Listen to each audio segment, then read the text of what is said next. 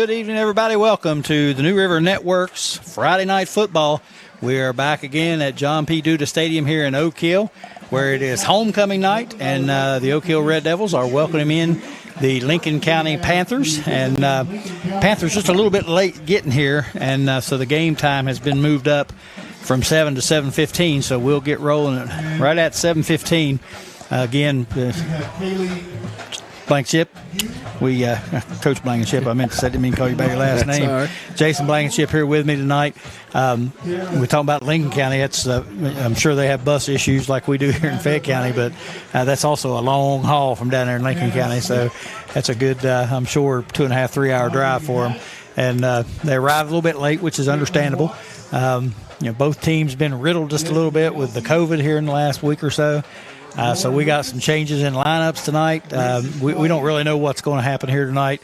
What kind of game we're going to have. Both teams been struggling. I know Oak Hill didn't get a practice a day or two this week. I know Lincoln County's been on remote learning. I don't know if they've been able to practice or not. So who knows what kind of game we're going to have tonight. Might be a lot like a first game of the season. Yeah, when I was thinking about it, you're looking at past scores over the weeks, and sometimes you compare and contrast the scores to the comparable teams. I'm thinking, though, wonder who played in those games. Did they have everybody? What team did they play, or what team did they have when they showed up? So again tonight, we'll see who has enough players to play. Yep. Well, I know at least for one, Oak Hill for one has the starting quarterback, Jacob Ward, is out. The good thing for Oak Hill is that their original starting quarterback is in. So Mr. Colasino will be taking over the quarterback spot, which he started out the first game of the season, and that's Alex Colasino. He played pretty well, really, in that first game, I thought. And but Jacob Ward came in, gave him a little bit of spark with his legs, threw a couple nice passes, so he's been getting a start from that point. But he's out tonight, so Alex Colasino will be the starting quarterback tonight.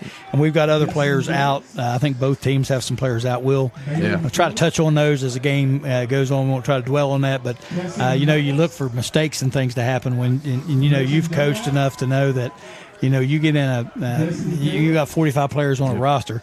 You got an offense, defense, special teams you got to worry about. You get somebody hurt or somebody out, you typically have to move 2 or 3 people around just to cover that one spot. You know how that is. Yeah, yesterday was a light practice, usually a Thursday, usually a quicker practice, but I would imagine both teams spent a longer time trying to figure out what they were going to do tonight with their lineups. And talking about Colasino, got him in class, talked to him today, and he seemed comfortable. He was excited to get the start, and I told him as well, nothing to worry about. Nobody behind you tonight. You can play free and and worries, and so I think he's going to play just fine. Like you said, he played well the first game. So I thought he did a fine job. I didn't see anything wrong with his performance. The offense just got bogged down just a little bit, and Jacob came in and just gave him a little bit of a spark and did a few things with his legs, and that's what propelled him into that starting role. But I don't think there's a vast difference in those two guys, other than maybe a little bit of strength, I'm not sure that that we're going to see that big of a drop off. Especially with the type of offense that Oak Hill runs. With the wing tee, it's primarily it's not really focused on the quarterback running the football. The quarterback distributes the football. They don't pass a whole lot if they don't have to. I know the game we called against Westside, they never threw one pass. Yeah. So I don't know how much of an impact that's going to have.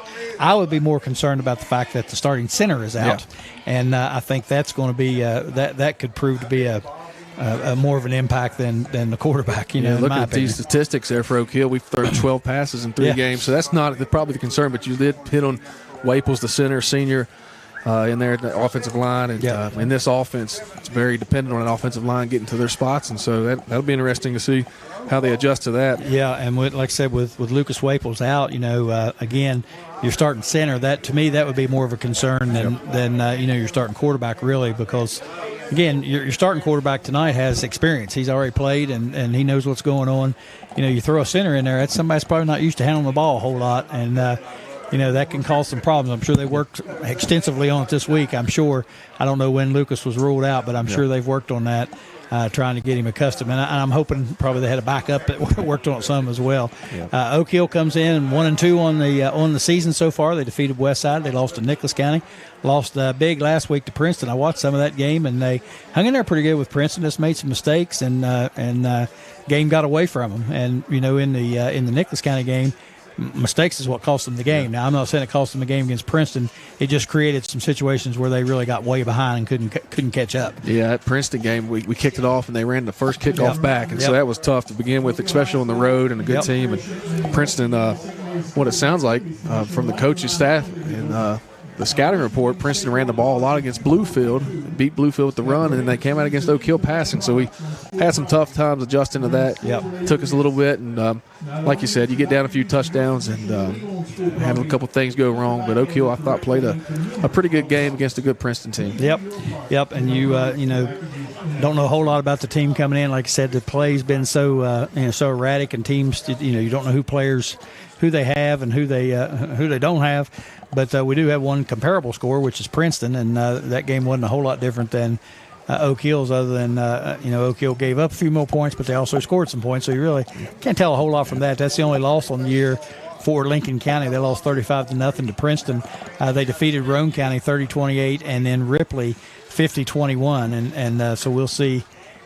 Should be a pretty good matchup, really. I think, based on just looking at the records, knowing what we know about these teams. Of course, you know a lot more about them than I do because you study them a little bit more, but seems to me like a pretty evenly matched game. Yeah, I believe we're in for a good contest. Of course, we have Leonard Farrow, one of the top running backs in the area, and they have a top running back in Isaiah Smith. Guy that's ran the ball for 376 yards and 2 touchdowns, averaging about 9 yards a carry. Leonard's averaging about 14 yards a carry. So 2 dynamic running backs. They do pass the ball a lot more than us. The quarterback's Gabe Bates, senior. He's thrown 38 passes, complete 25 of them with 7 touchdowns, only 1 interception. So good passing game for Lincoln. I think it'll be balanced. So we need a big game out of our rushing attack from Leonard and Omar Lewis, and they think they're going to look for the same out of Lincoln. Yep, I think so. And watching in the warm-ups, the quarterback definitely can throw the football. I was watching him, and he was chucking it downfield about 40, 45 yards right on the money. So, he's a good thrower. So that'll be something we'll have to keep an eye on as we go through the game. Of course, I'm sure Coach Moneypenny's watched plenty of film, so he knows how to defend them. It's just a matter of whether we can or not. So we'll see how it goes. We appreciate you joining us here on the New River Network for Friday Night Football.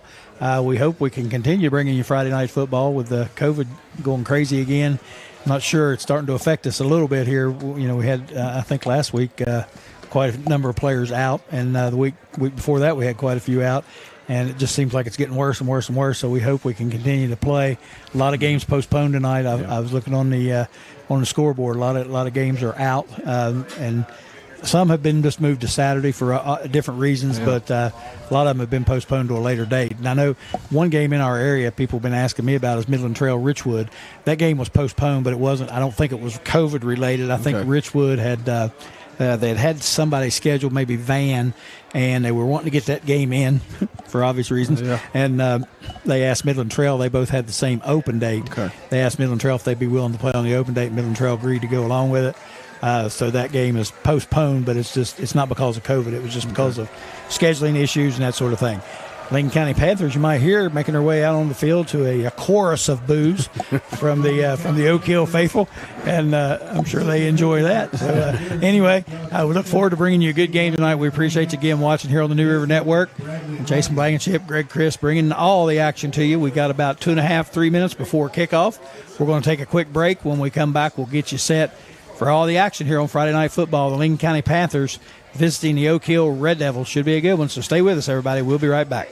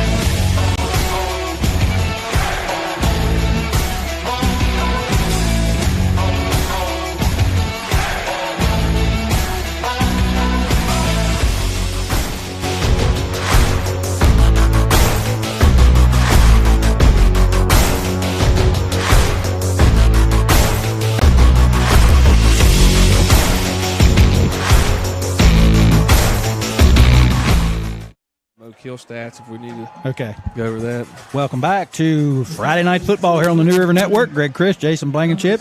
We're at John P. Duda Stadium tonight here in Oak Hill, bringing you the matchup between the Oak Hill Red Devils and the Lincoln County Panthers. And this is homecoming night, so looking forward to some big events here tonight for homecoming. Just glad they're getting their homecoming game underway. That's the big thing right now, getting to play a homecoming game. So we hope you enjoy the broadcast. Much we enjoy bringing it to you. Coach, I believe you got a few stats and things to run over there with Oak Hill. If you want to do that while they're doing the coin toss, I'll try to watch and actually see who wins the toss. I always miss that. Yeah, just look at these stats with our rushing attack. Like we said, we only threw 12 passes, but our rushing attack's been pretty good with Leonard Farrow with 34 carries and 494 yards with 9 touchdowns. Omar Lewis, 36 carries for 205, 5 yards a carry with 4 touchdowns. And Elijah Gray, 13 carries for 186 and 2 touchdowns. So pretty balanced. Braxton Hall is dressed tonight, one of our senior running backs that we thought would have a big year. Not sure how much he'll go, but just seeing him in the uniform dressed helps some of these kids out confidence-wise. Yeah, that was a big loss for him. He was an excellent, good lead blocker, and went out that first game with a leg injury. And he's a vital part of this offense. Looks like Lincoln County wins the toss, but they're going to defer, and they'll kick off to Oak Hill to start the game. And I think that's a good thing for Oak Hill. I think they want to get that offense on the field, and they get her rolling because that offense is pretty potent. Yeah, you look at that last week, the momentum that Princeton got off that first kickoff, and so Oak Hill can get something good going early. Yep. See if we can get that offensive line through the adjustments we had to make in quarterback spot going in the right direction. Absolutely. Lincoln County comes in ranked number 14th. They're tied for 14th with 3 other teams in AAA. So it's probably been a while since they've seen that. But this Lincoln County team is not a bad football team, and we think it should be a good matchup. So we're getting ready to get underway here. The kickoff has been established. It'll go to Oak Hill first to start the game. And, again, I think Oak Hill would prefer that. I think they like to get their offense out on the field and see what it can do and let everybody settle into the game before their defense has to go out there. So I'm sure Coach Moneypenny is okay with the deferment and them getting the football to start off. Kind of another hot, muggy night again here. The first game of the season was horrendously hot. Had a lot of cramping and a lot of, the game took forever because so many players were down with cramps. Hopefully they're in good enough shape now that it won't affect them as bad tonight. I don't think it's quite as hot tonight as it was then. Still a little bit warm. Yeah, it's still warm. And I've talked to some of the coaches and Leonard Farrow with some guys out tonight. They're going to ask a lot out of him. So hopefully he's hydrated and ready to go. Like you said, it's week 4 now. And so maybe some of those injuries will be out of the way. Yep. Omar Lewis, Leonard Farrow are back deep. Also, Ethan Vargo Thomas for the kickoff. Kicking off for Lincoln County, looks like Colin Miller, 5'7", 142-pound senior. See Pat Standard out there. I thought he retired from officiating. Yeah. I thought he retired about 10 years ago and was still calling, but I thought he officially quit. All right, there's the opening kickoff. It's taken by the up man for Oak Hill, which is, let me look here. I don't see a 13 on the roster, so we'll just have to find out. We'll listen. Yeah. PA man can't find it either. We'll have to scout around and see if we can find out who 13 is.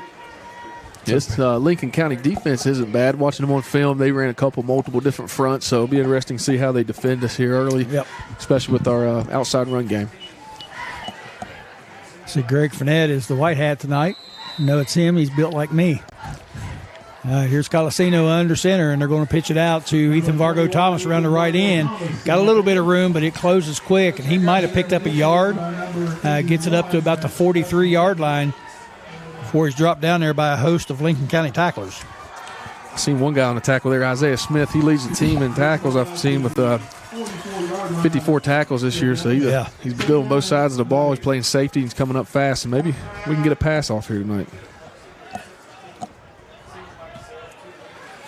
All right, here comes Oak Hill up to the line for the second down play. Second about 8. You got about 2 on that. They fake it this time to Farrow, give it straight ahead to Omar Lewis. He has some room up the middle, still pushing, and he gets a first down.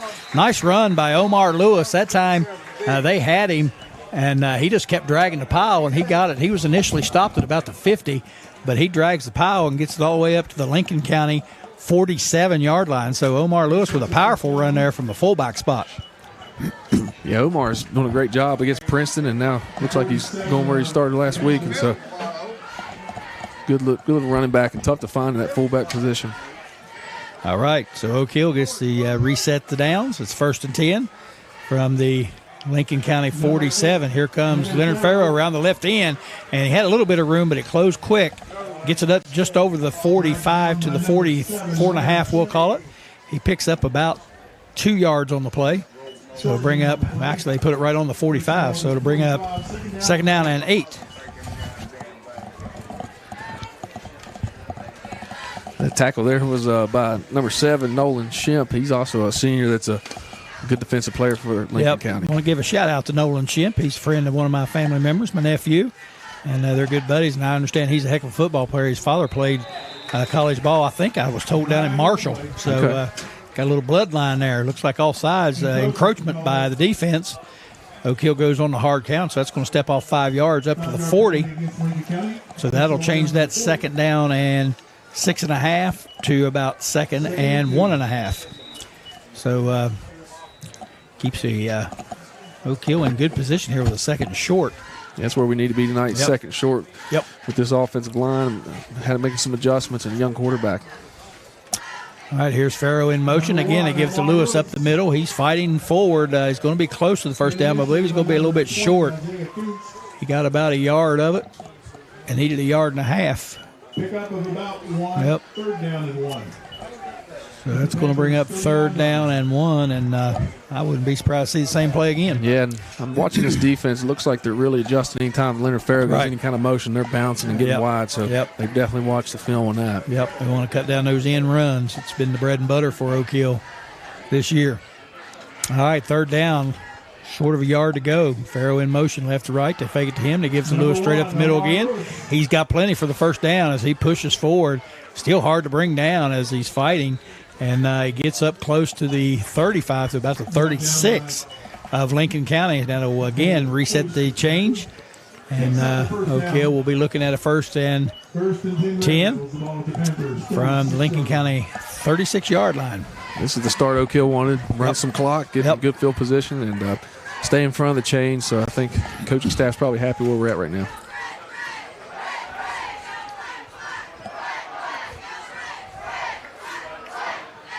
Colasino gives it off to Farrow. He hands it to the inside to Omar Lewis down the middle, and he's going to go. Touchdown, Oak Hill. And that time they ran the little misdirection play where they send Leonard Farrow in motion. He hands it off back to the inside to Omar Lewis right up the middle, and he takes it to the house to give Oak Hill the early lead. It looks like Lincoln's concentrating so much on those edges that the middle's a little bit soft, so adjustment will be made for them hopefully. But Oak Hill looked good right there. Yep, nice first drive. Nice drive, and they've been running that play a lot this year, and they've been bobbling the ball around a little bit and had trouble getting it off. But that time it went smooth, and he pretty much was untouched all the way in. Yeah, it's smooth as I believe they've ran it in a game this year. Looked pretty good. A 36-yard run for Omar Lewis. Gets the Red Devils on the board first. Here's the point after attempt by Ethan Vargo Thomas, and it is good. So with 8:54 left to go in the first quarter of play, the Oak Hill Red Devils take the early lead, 7-0. You're watching high school football here on the New River Network. Stay with us. We'll be back after these messages.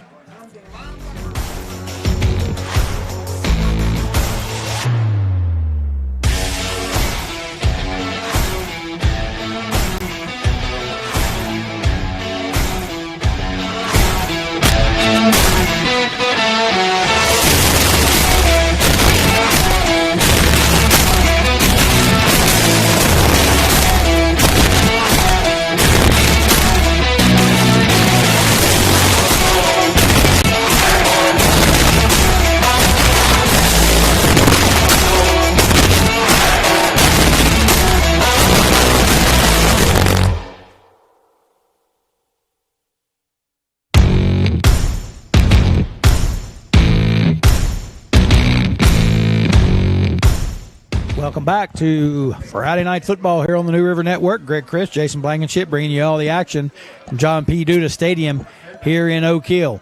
Oak Hill takes this first kickoff. They drive 54 yards in 6 plays. Took up about 3 minutes and 6 seconds. Nice drive by the Red Devils. Capped off by a 36-yard run by Omar Lewis. Extra point good by Ethan Vargo Thomas. And that's what gives us our score of 7-0 here in the first quarter of play. Ethan Vargo Thomas set to kick it off for Oak Hill. back deep. I believe they have Isaiah Smith back there. Can't Isaiah see the other Smith, number. and we'll get that other number for you here in just a second. It's going to be Smith on the return, scoops it up, and comes straight ahead with it, and he's got a gap in the middle, and he's up to the 40, over the 50, down to the 40, the 30. He's finally drugged down from behind, and again, it's at number 13, who we don't know who it is, but he caught him from behind. Number 1, Isaiah Smith. So Isaiah Smith with a nice return. Into red devil territory. And the Panthers will have it in great field position as they start on the Oak Hill 28-yard line. Yeah, he's dangerous. He ran 3 kicks back last week against Ripley, so Wow. we may want to try to kick it to somebody else there at the beginning. No doubt. All right, here comes the Panthers. Ball in the 28. Handoff. Given over to Luke Atkins, and Atkins is stopped after no gain. Good stop by Max Underwood there. Max Underwood on the stop. Luke Atkins. Right down to number 88, Jeremiah Jackson. Brings up second down and 10. There was no gain on the play. One thing to notice on film is Smith, the running back, they line him up multiple different positions, so we'll have to locate where he's at each play. They fake it to Smith this time. Wide open. Bates down the middle, wide open receiver. He just overthrows him.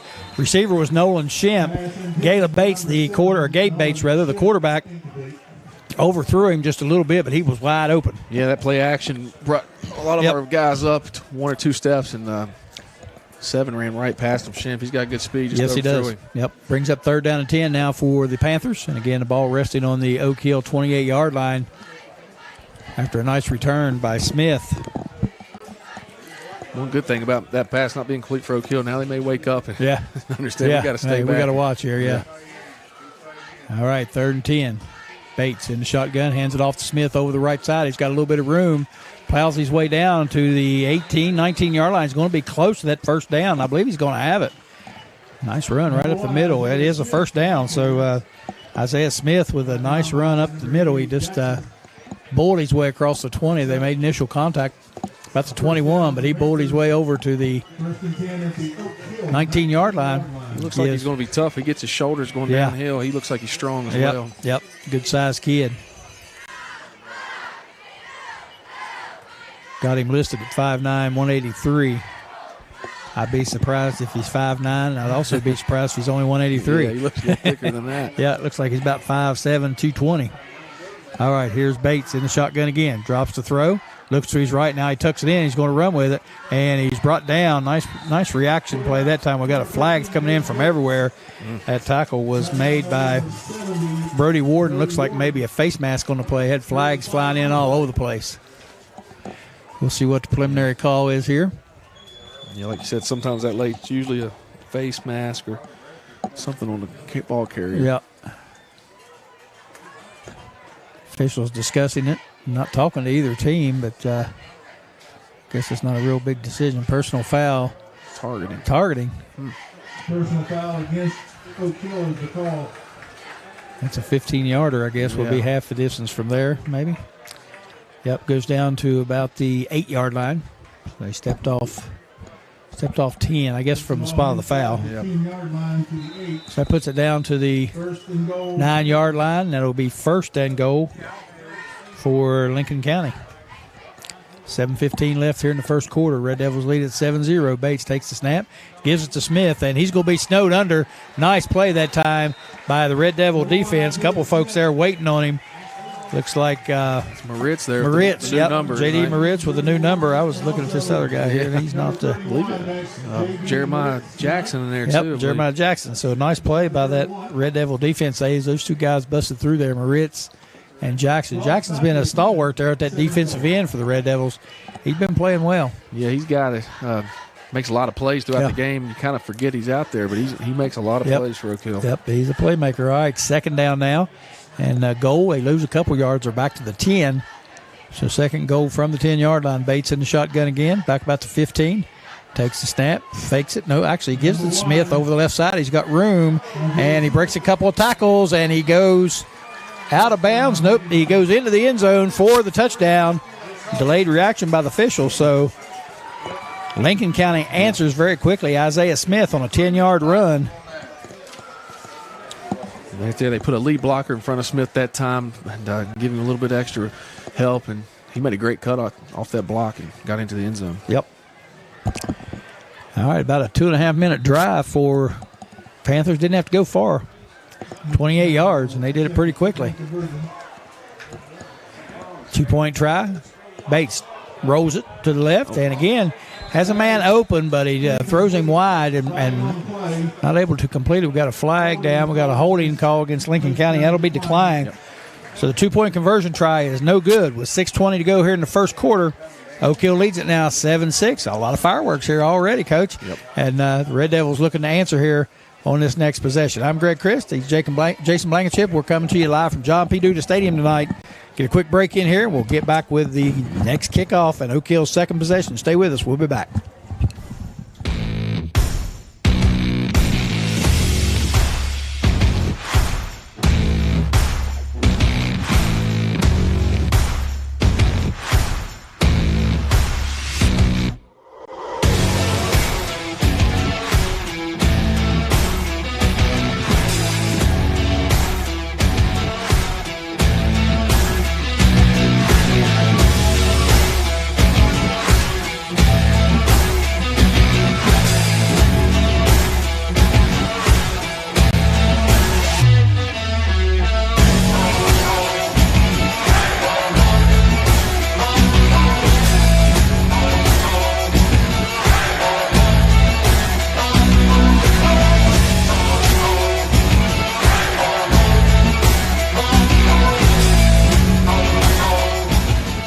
Welcome back to John B. Duda Stadium. Colin Miller set to kick off for the Panthers. Kicks it short, and it's picked up there. And I'm going to let you set McLean. I'm not. Returned by number 13. That's Jaden McLean. There we go. Jaden McLean.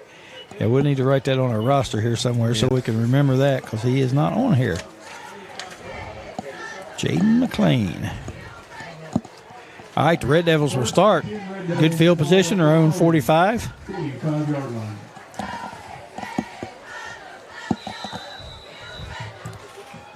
Colasino brings him up to the line. In that wing T formation, they got a man split wide to the right. Farrow goes in motion. They give it to him on the jet sweep to the right. Got some room over there. Flag comes in, and Farrow cuts it back. Nice run by Farrow. He's still running. And he gets that energy. Yeah, go down. Yeah, all the way down to the 35 of Lincoln County. But that's going to come back. We're going to have a hold on that play. And that is the preliminary indication. So that run, 20-yard run, will be negated. The defensive end there, Colin Miller, number 4 for Lincoln, did a good job. Yep. And Ethan Vargas Thomas had no option but to hold him. Yep. Yeah, it was a pretty obvious hold. We could see it from here. Well, like we talked about there early, they're definitely set up to defend that play. Yeah, they're looking for it. They're waiting. I think that's why the little reverse worked so well. Yeah. They overplayed it somewhat. Yeah. So that takes the ball back to the 35. 2 big penalties for Oak Hill. Yep. Puts them behind the chains. That's the problem they experienced against Nicholas County. Yeah. Seemed like most of their penalties were on first down, but they were usually false starts. It's time to go pitch it out to Farrow around the left side and waiting on him there. There's Colin Miller again. Miller, and drops him. Colin Miller Picks up a little bit, but not much. Might have got across the line of scrimmage. That's about it. Good job by Colin Miller at that time. He was the only guy out there. I think Oak Hill tried to change it up a little bit by just pitching it out to the other side, and Miller was waiting on it. It seems like Colin Miller's been designated to make sure he stays wide for Farrow, and that's pretty good defense. Yep. Good plan so far for Lincoln. Good defensive play.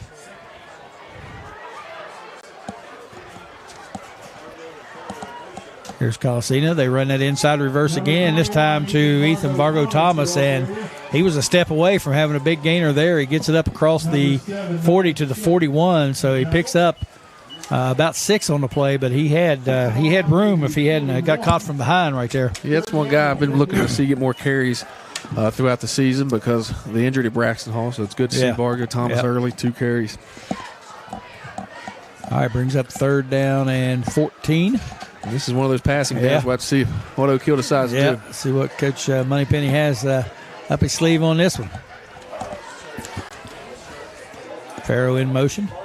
Colasino drops back, rolls to his right, looking downfield. He's got a man, and his arm was hit. Yep, he got hit. Yep, arm was hit from behind. Number 2, Alex Colasino's pass. Looked like Lucas Joheim come in and hit Colasino, and he had Farrow open down the middle, but arm got hit. Ball falls incomplete.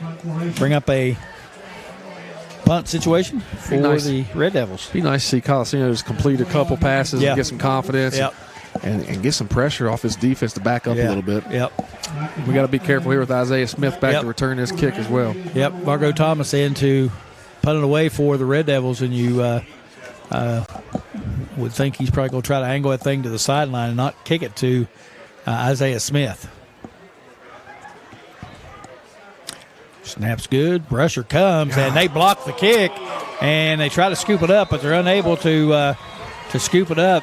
Isaiah Kuntz recovers it, and I'll have to watch here on the replay to see who blocked that if we get a replay. Might be in Kuntz on that block. Yeah, may have been. He recovered it. I've been talking about Vargo Thomas taking a long time to get those punts off this season. He's got to get that catch and kick a little bit faster. And I think they probably watched that on the film and knew that because they rushed hard that time. I believe Princeton blocked one as well, so we got to work on that. All right, Lincoln County takes over again. Good field position on the Oak Hill 24-yard line. Bates in the shotgun. Number 1. Hands it off to Smith straight ahead. And he's got room, bounces to the outside, breaks a tackle or two. And finally, a host of Oak Hill tacklers bring him down. That was one of the tougher 3-yard runs you'll see. And this kid don't go down on the first tackle. He's strong. Yep, he's a load.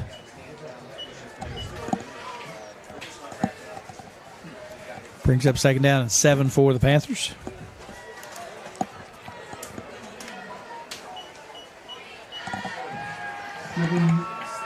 Bates in the shotgun. Looking to throw it this time. Has time. Lets it fly downfield again. Got a man wide open down there, but he overthrows him. And that was Colin Miller that was open, but Bates overthrew him just a little bit. Got a little bit of pressure from up the middle from Logan Wallace, so put the quarterback off his line of throw there and maybe threw too hard. Yep. Just slightly overthrown. He gets dialed in. We're going to be in trouble if we don't start covering these guys. Yeah, we got to get our front 7 to stop that run, and our defensive backs really need to pay attention to the pass. Yeah, they're going to start guarding the receivers, quit worrying about what's going on in the backfield. One thing Lincoln does, too, is a lot of different formations so far, and then we got a motion. Yep. Fake the motion handoff. They give it to Smith up the middle, and he breaks the first tackle, breaks the second tackle, runs over a runner, and gets down to the goal line and into the end zone for the Lincoln County touchdown. Isaiah Smith with a 21-yard run for the Panthers, and that was all Isaiah Smith right there. He broke 2 or 3 tackles. We had him at the line of scrimmage, Logan Wallace, and he just slipped off of him. And then after that, like we said earlier, when this kid gets his shoulders downhill, he's going to be tough to stop. Yep. All right. Point after attempt. We'll see if they're going to go for 2. Looks like they are. Bates in the shotgun. Well, now they're going to move it over to the left hash mark. Probably going to have something coming this way. Roll out this way, roll it to the right. Look for Smith running out an out route here. Yeah. Bates does roll to his right. He got pressure coming. Now he tucks it in. He's going to run it himself, and he plows it into the end zone for the 2-point conversion. It is good. He was tackled there by Ethan Vargo Thomas, but it was too late as he crossed the goal line before they got him down. So the 2-point conversion is good. With 3:22 left in the first quarter of play, Lincoln County has taken the lead 14-7. That's a couple of short drives for Lincoln County, so mistakes. Bates is a big kid there running the football at the quarterback spot. Yes, he is. I think it said 180. Yep. Need to give a couple shout-outs here while we're in a break in the action out there. I want to shout out my good buddies Dean and Riley Mayhew over in Summersville tonight, and they're over there celebrating the life of their brother who had passed away. Donnie, good friends of mine and my family's, and we miss Donnie a lot, and we appreciate those guys watching over in Summersville, Dean and Riley with school. school buddies. Yeah. So That's good. appreciate those guys watching tonight. Also, we got to give a shout-out to our man, Coach Gorby. Gorby down and out, man. Yeah, he's quarantined. He is quarantined. He's watching us, and it's not the same not having Dave Gorby at a football game. Sir, so. it's not. It's not. I'm sure he's probably going crazy sitting there watching this thing. He probably turned us off. I can't take it anymore. I'm going to turn it off. Gorby's got all those stats and stuff, and when it comes to this coaching staff, when Coach Zook and Mount Hope came over, Gorby's the only guy left from that original staff over the last 10, 12 years. So he's done a lot for football and basketball at Oak Hill High School. He does a lot. He's a good fella, and he works hard. He's usually my co-host on the court side, but he absent with me last night in that quarantine. 23-yard line, Omar Lewis got a middle of the field open, and he finally gets caught and drugged down, and they keep pushing him back. They haven't brought him down yet. The officials need to blow a whistle for somebody gets crowned. And he was all the way up to the 41-yard line. They ended up finally tackling him back at the 34. So officials need to get on that whistle a little bit quicker. Omar's playing with some attitude tonight. He's had a good game so far, and they're having a hard time bringing him down. Yeah, that was a nice run. He had a nice hold. He didn't hesitate. He hit it quick. All right, 3:11 to go here in the first quarter. Good field position again. Yep. For the Red Devils, they've had the ball in good field, not as good a field position as Lincoln County's had it to. Yep. And that's the encroachment penalty. Yep. The defensive tackle there. Dustin Jeffries jumping across the line. It'll be a 5-yard penalty. Yeah. Stepped off against the Panthers. If Oak Hill, we take, like we talked about mistakes, 2 costly penalties and a block punt. Yeah. That puts us down 14-7. Yep. Yeah, the touchdown drive has been 21 yards and 24 yards. Hard to win when you do that. Yep. No matter how good your defense is. All right, Red Devils now looking at 1st and 5. Maybe try something. I was going to say, might try to let Cosino air it out a little bit, and he does. Throws out in the flat to Farrow. Dodges the first man, gets up over the 50, down to the 40. And here he goes, down to the 35, and actually the 25. Just got a hand on his shoestring there and tackled him. Farrow was on his way again. He gets out in that open field. Nobody's going to catch him. And right there, somebody just reached out. I'm not sure. I missed a replay, but I'm not sure who got him on the foot, but brought him down. So that's kind of the pass play we were talking about there a little bit. Maybe something simple out to the to the flat like that. Give him a little bit of confidence. Give him some time. Yeah, and then it's a creative way to get Farrow the ball. Yep, that's right. Other than just the jet sweep and the buck sweep. Yep. So good job by the coaching staff to get both those guys going. Yep. 1st and 10 for the Red Devils. Ball on the 24-yard line of Lincoln County. Handed off to Omar Lewis over the left side. And again, Omar running with attitude again tonight. Gets it up over the 15, down to about the 14. Nice run by Omar Lewis that time. And they actually mark it right on the 15. So that's going to bring up 2nd down and less than a yard. Like you said, Omar running with a little attitude tonight. Yeah, he's a strong kid for his size. And a lot of experience, played a lot of football here. Yep. All right. 2nd one. Give it to Omar again around the left side. And, again, dragging tacklers all the way down to the 5-yard line. So Omar Lewis running with some authority tonight. I seen a good block by Farrow right there, too. So helping each other out. That's what you got to do at the running back spot in this offense. At the Lincoln County 5-yard line. 2 minutes to go here in the first quarter. Lincoln County leads at 14-7. Red Devils on the move again. Knocking on the door. 1st and goal from the 5-yard line. This is one of the spots we don't need any of those mistakes we talked about. Number 8. Give it to Farrow around the right end, and he bowls his way down to the goal line, waiting on a signal. He's in the end zone. Touchdown. Oak Hill Red Devils. Very quick drive. 41 yards in 4 plays. And they did it in about a minute and a half. So, pretty impressive drive by the Red Devils. Farrow punches it in from 5 out. Here's the point after try by Ethan Vargo Thomas. Colasino to hold. Snaps back and good, and the kick is up, and the kick is no good. Wide to the left that time, and that might be the first one. I don't know if I don't think he's missed one this year. Other than maybe a blocked one. I don't know that he's kicked one wide. What people don't understand, when he's playing offense and defense, trying to go kicks not easy. Yep, So that'll wear you down. people think that's an easy job. It's a tough job for Vargo Thomas, and he's still doing good work. Yep. Nice drive by the Red Devils. Again, 41 yards, 4 plays. Actually, that was farther than 41 yards. That was 59 yards because they started on the 41. That's what I've been trying to say. Tongue keeps getting in front of my eye teeth, and I can't see what I want to say. Yeah, you know, 59-yard drive. just that little bit of a wrinkle in the offense. Getting Faro was good, and so gives something for Lincoln County now. They got to think about a little bit. So Something to worry about. good job for the Red Devils. And it gives Colasino a little confidence to throw the ball. He's got a nice arm. He throws a nice pass. Just got to give him some time. You know? Yeah, he's got to have time. You get a younger guy back there with a lot, needs some experience. And most important thing is the time for a guy like that. Yeah, he just needs to relax, work, and feel comfortable. All right, Ethan Vargo Thomas set to kick it off for the Red Devils. Back deep for Lincoln County, of course. Again, Isaiah Smith, which I'm guessing you want to try to avoid kicking it to Isaiah Smith. Ethan Vargo Thomas to kick off. Yeah, even if you would kick something a little bit shorter or to the other side, but I would not want to kick it to Smith right now. Yeah. Isaiah Smith and number 20, Isaiah Kuntz back deep. Isaiah Kuntz is the other man back there with Smith.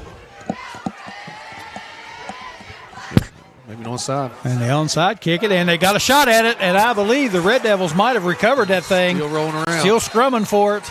Pat Standard coming in. Yep. Coming in a little late. A little late, Standard. Trying to uncover the pile. We'll see who's got it on the bottom, and Red Devils look like they have it. They come out there with it, and that was, let me see who that was. That was Alex Baxter. Comes out with a recover. It went right through the up man's legs. And I think they're checking to see if it went 10 yards. It definitely went 10 yards. Based on our replay, it did. Went through the guy's legs. Yeah. Yeah. It went through the guy's legs. He was on about the 49. Yeah. I don't think there's any question. If we get another replay on that, we might be able to tell something here. Let's see what we got. All right, here's the kick. Evidently, OTL came up with that. Oh, yeah, easy 10 yards. That's 12 yards at max. When you got a return guy like Smith, you might as well do the onside kick. Yeah, absolutely. Give yourself a chance because he may bring it back that far or more each time. So. Yeah, you're probably not going to hurt yourself field position-wise, and you might luck into it and get one every now and then. All right, here's Colasino with it for the Red Devils. Number 8. Here goes Leonard Farrow, breaks the first tackle, still trying to get outside, dances around. Great move by Farrow, and that was an impressive 10-yard run right there by Leonard Farrow. Number 7, Nolan Schimp. Also number 81, Justin Jeffers. So Farrow picks up 9 on that run, and like I said, that might have been one of the prettier 9-yard runs you're going to see. He didn't really break tackles. He just juked and lost them. He made a couple cuts there. Yeah. Even Smith missed him there on one of those cuts. All right, second down short for the Red Devils. Straight ahead handoff to Lewis, and he's running hard again. He eludes the tacklers. Here he goes around the left side. He's got room. Down over the 20, the 15, the 10, the 5, and he's finally brought down at the 4-yard line. So Omar Lewis again running with that authority. Great run. He went up into the pile. He got jammed up, so he popped it to the outside and eluded the first tackler. Yeah. Second tackler got him high on the collar, like maybe a horse collar. Yeah, it was close. I don't know what the ref seen there. Yeah, I'm not sure. I think he was looking at the down marker of the down line, and took his eye off the play. 5-yard line is where they brought him down. First and goal for the Red Devils at the 5. 32 seconds left in this first quarter play. Here's a handoff to Farrow around the left side, and he walks into the end zone for the touchdown. So this Oak Hill Red Devil offense, pretty unstoppable so far tonight. 3-play drive there. So the change at center right now hasn't affected Oak Hill at all. The offensive line's doing a good job. Backs are blocking for one another. Yep. We'll see if we can keep this momentum going. Yep, no mistakes at all by that crew up front. Here's Vargo Thomas in for the try for point. 54-yard drive. And that drive didn't take much time at all. Still 26 seconds left in this first quarter. This game might be 60-50 by the time we get done. Let's see, defense is tighten up a little bit. Somebody can get a stop or not. Good snap. It's back, and the kick is up, and this time it is right down the middle, and it is good. So with 26 seconds to go here in the first quarter of play, the Oak Hill Red Devils have climbed back on top, 20-14 over the Lincoln County Panthers, and so far this has been an offensive slugfest here. Yeah, Omar Lewis already has 99 yards on 7 carries and a touchdown, and Leonard Farrow has 25 yards on 5 carries and 2 touchdowns. So this rushing attack's going. Can we limit those mistakes and block punts, things like that? I believe we got a good chance here tonight. It's the best running I've seen Omar Lewis do in 3 games. He's he's hitting the hole hard and fast, running with authority. Yeah. Homecoming night here in Oak Hill. A lot of festivities today. Had a big parade in town. Yeah. Everybody anxious to get out and do something. There's people everywhere. I came home from work and like never got through that mess. It's traffic. Had to go back ways and still run into tons of people. Everybody's wanting to get out and do something. Yeah, everybody's wanting to get some freedom on Friday night. Tired of being holed up. Yeah. All right, the Red Devils lead at 20-14. An offensive slugfest here in the first quarter. We're still not done with the first quarter. Long first quarter. Yep, 34 points in this first quarter, and if they keep this pace up, we're going to be here till midnight. Let's see if Lincoln adjusts to this kickoff here. Don't look like they are so far, so look for Oak Hill to do another onside kick. Yeah, I wouldn't be surprised. I wouldn't blame him. No, I'd go for it. Fargo Thomas set they're moving up now. Yep, they're moving up some. The back guys are. Here comes Thomas. He pooches it this time, not really onside, but good effective kick because that's what they wanted to do. Yeah. Down to 31, and that's a nice kick. Yeah, no return's a good return. Yeah. So Jonathan Simpson on the recovery for Lincoln County, and again, good idea there not to kick it to Smith, and you're not sacrificing that much field position because he can take it to the house every time. Yeah. Okay, we'll see if we get a stop here, a turnover, something. Yep, 32-yard line, 1st and 10. And I thought the clock had run out, but it didn't. Official timeout. Got an official's timeout. I'd say Pat Stander probably wants to maybe pose for the camera. No, we got a timeout. Looks like we got a timeout on the field. I'm not sure who took the timeout. With 26 seconds to go, well, I'm not sure what's going on. It's an odd timeout. Yeah, maybe it's a strange personnel timeout. issue or something. Yeah, not sure who took it or what the timeout was. I didn't see a signal from the officials. I missed it. Sometimes the officials will have an officials timeout to give a drink to the kids early in the season like this, but week 4 usually they kind of get out of that, but I'm not sure what's going on. Yeah, it could possibly be what it was, just give them a little break. But I'm surprised they did it with 23 seconds to go in the first quarter. The quarter's about over. Yeah, you'd think they'd go ahead and let them run a play and let the clock run out and get their break that way. Another shout out. I had one there. The manager for the Red Devils, Colton. It's his birthday today, and he's excited for homecoming. And you know, as a coach, you got to have those managers. Them guys help out a lot. Yep.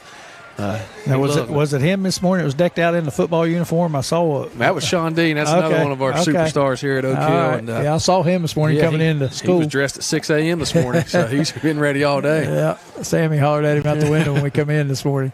He's fired up. All right, so the timeout ends, and again, we're not sure who called the timeout. 23 seconds to go in the first quarter. 1st and 10, Lincoln County. The ball is around 33. First down and 10. Bates in the shotgun. Smith behind him. Fake it to Smith. Looks to throw out in the flat. He's got a man wide open out there again. Yeah. Overthrows him again. Looked like Luke Atkins, I believe, out there. So that's 4 incomplete passes, but the receivers have been open all 4 times. Yeah, he was open there, just overthrew him. And that time I don't think he had a lot of pressure. I think he just off target a little bit. All right, 19 seconds to go in the first quarter. Sometimes like a bus ride like that can get you off your mark to begin the game. So we'll see if he gets warmed up here. If I rode a bus from Lincoln County, I wouldn't be throwing high. I'd be throwing up. Yeah. So here's Bates again in the shotgun. Gives it to Smith this time. I'm not so sure. I wouldn't do that every time. Yeah. And he pushes it up over the 35 to about the 37. So bring up third down now and about 7 to go for Lincoln County, and that's going to do it for the first quarter of play. Your score at the end of one, Lincoln County 20. I'm sorry, Oak Hill 20, Lincoln County 14.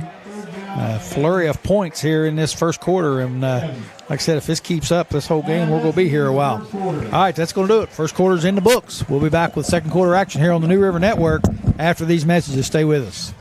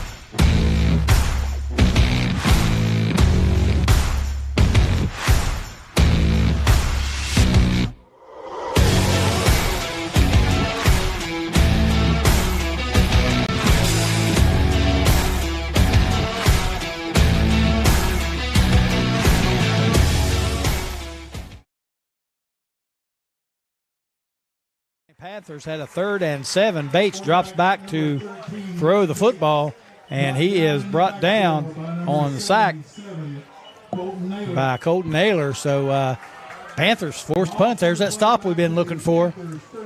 Yeah, in a game like this, somebody's got to get a spot. And looks like Oak Hill's going to be the team to do it to begin with. See if we can get a return on this punt. Yep.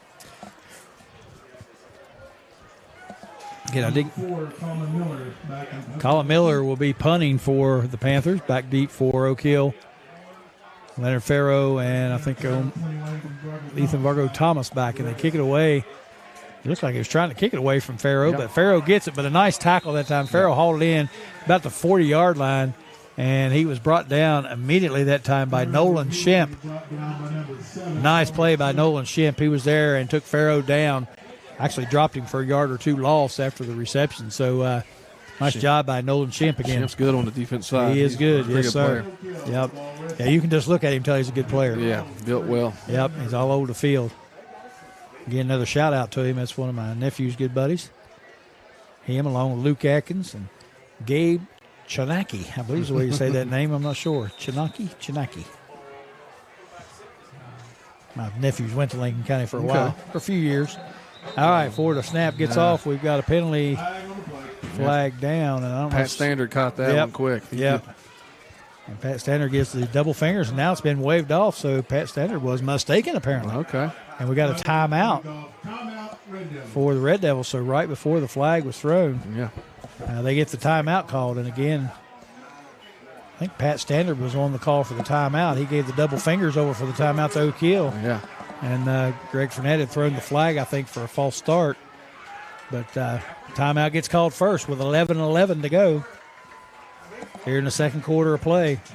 Red Devils lead at 20-14. Offense been unstoppable tonight. Yeah, we look at this drive here for Oak Hill.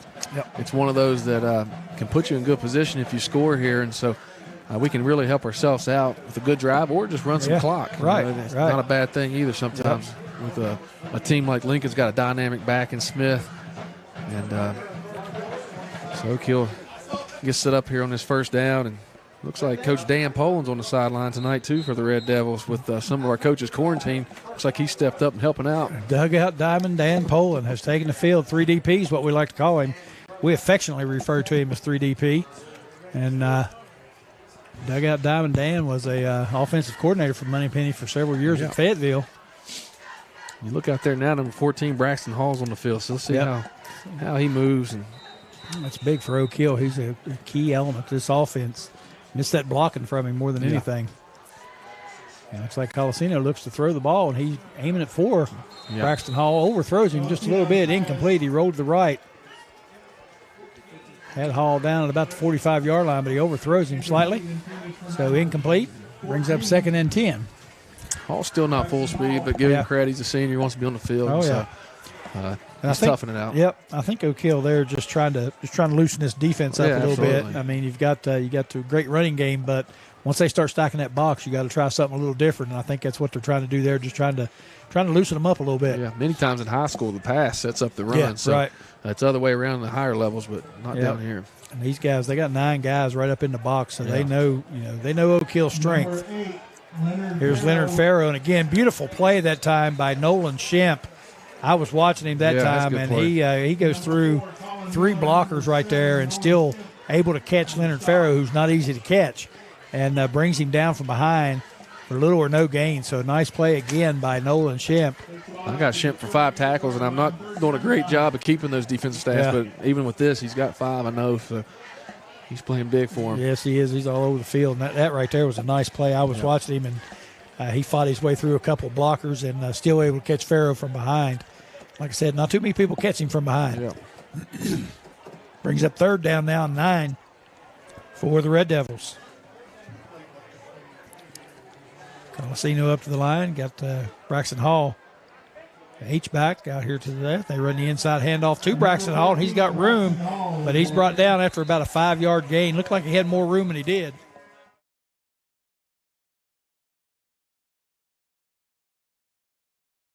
The Devils have to punt it away. Yep. Yeah, Hall's still, he's carrying the ball. He's toughing it out. Yep. You can tell he's not full speed because he's got makes some good cuts sometimes. So. Yep. He's still hurting a little bit. It does give a break to Farrow and Omar, though. Them guys are being fatigued in the second half this year because of so much times they got to carry the ball. Oh, yeah.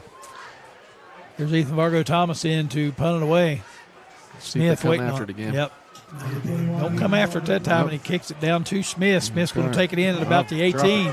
Drops it, picks it up at the 15. They close in on him, and he takes a hard hit, but he breaks the tackle. And now he's running around this left end, gets it up over the 25. He's finally caught and drug out of bounds.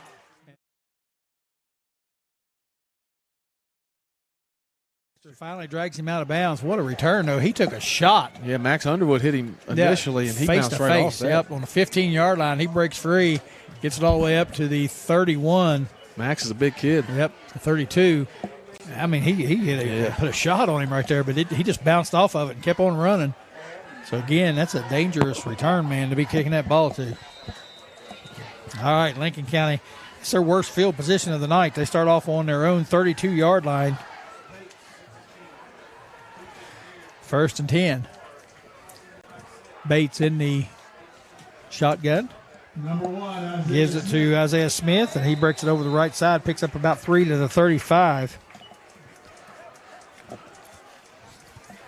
Smith has 51 yards on 7 carries so far and 2 touchdowns. So, Number 29, Aaron Hickenbottom. Tell you what, I'm not so sure. I wouldn't just maybe hand it to him every time. yeah, That's tough, man. He's a tough runner. Kind of reminds me a little bit of our guest on the courtside last night, Quincy Wilson. Yeah, absolutely. Built about like him and runs like him. Here's Bates. He fakes it this time and gives the end around.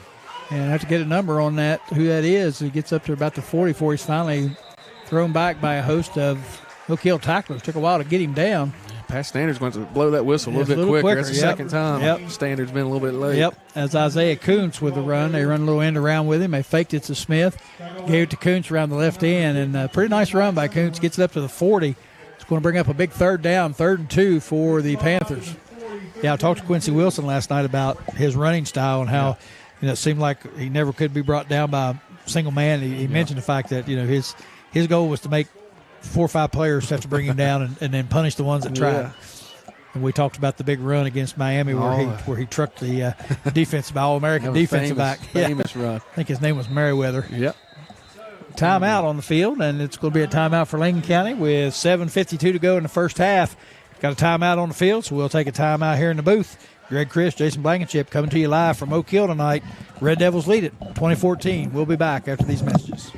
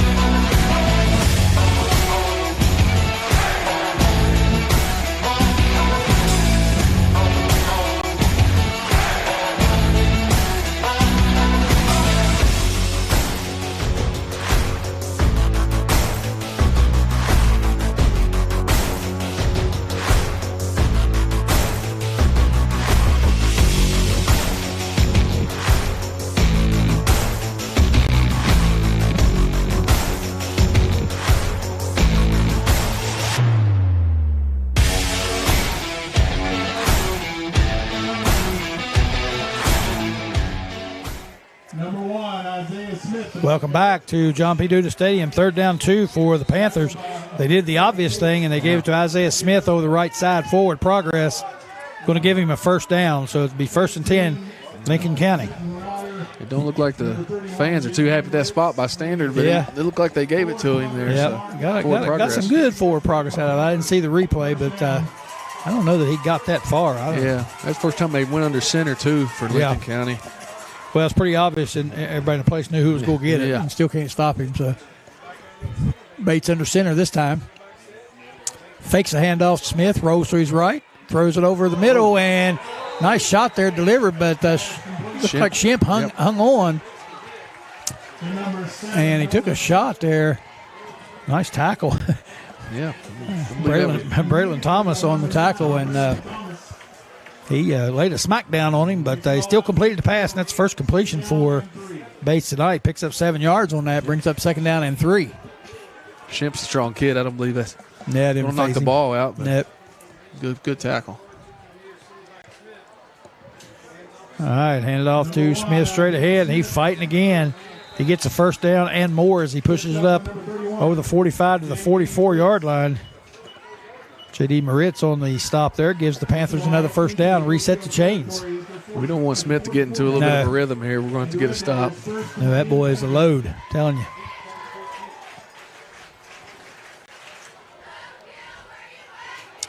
All right, 1st and 10. Panthers on the march. Bates in the shotgun this time, has Smith to his right, 2 receivers to each side. Blitz by. Yep, they fake it to Smith. Underwood. And blitz comes. He takes a hit, but he gets the pass away, and it's picked off by Ethan Vargo Thomas, but a flag comes in late, and I believe they're going to call it off and call a pass interference as Thomas brings it all the way back and goes into the end zone for the Oak Hill touchdown. But we do have a flag way back here on the 15-yard line where the pass was intercepted, and this could be a crusher for Oak Hill. Unless they call offensive pass interference, but we'll get a replay here. We'll kind of see if we can sort it out just a little bit.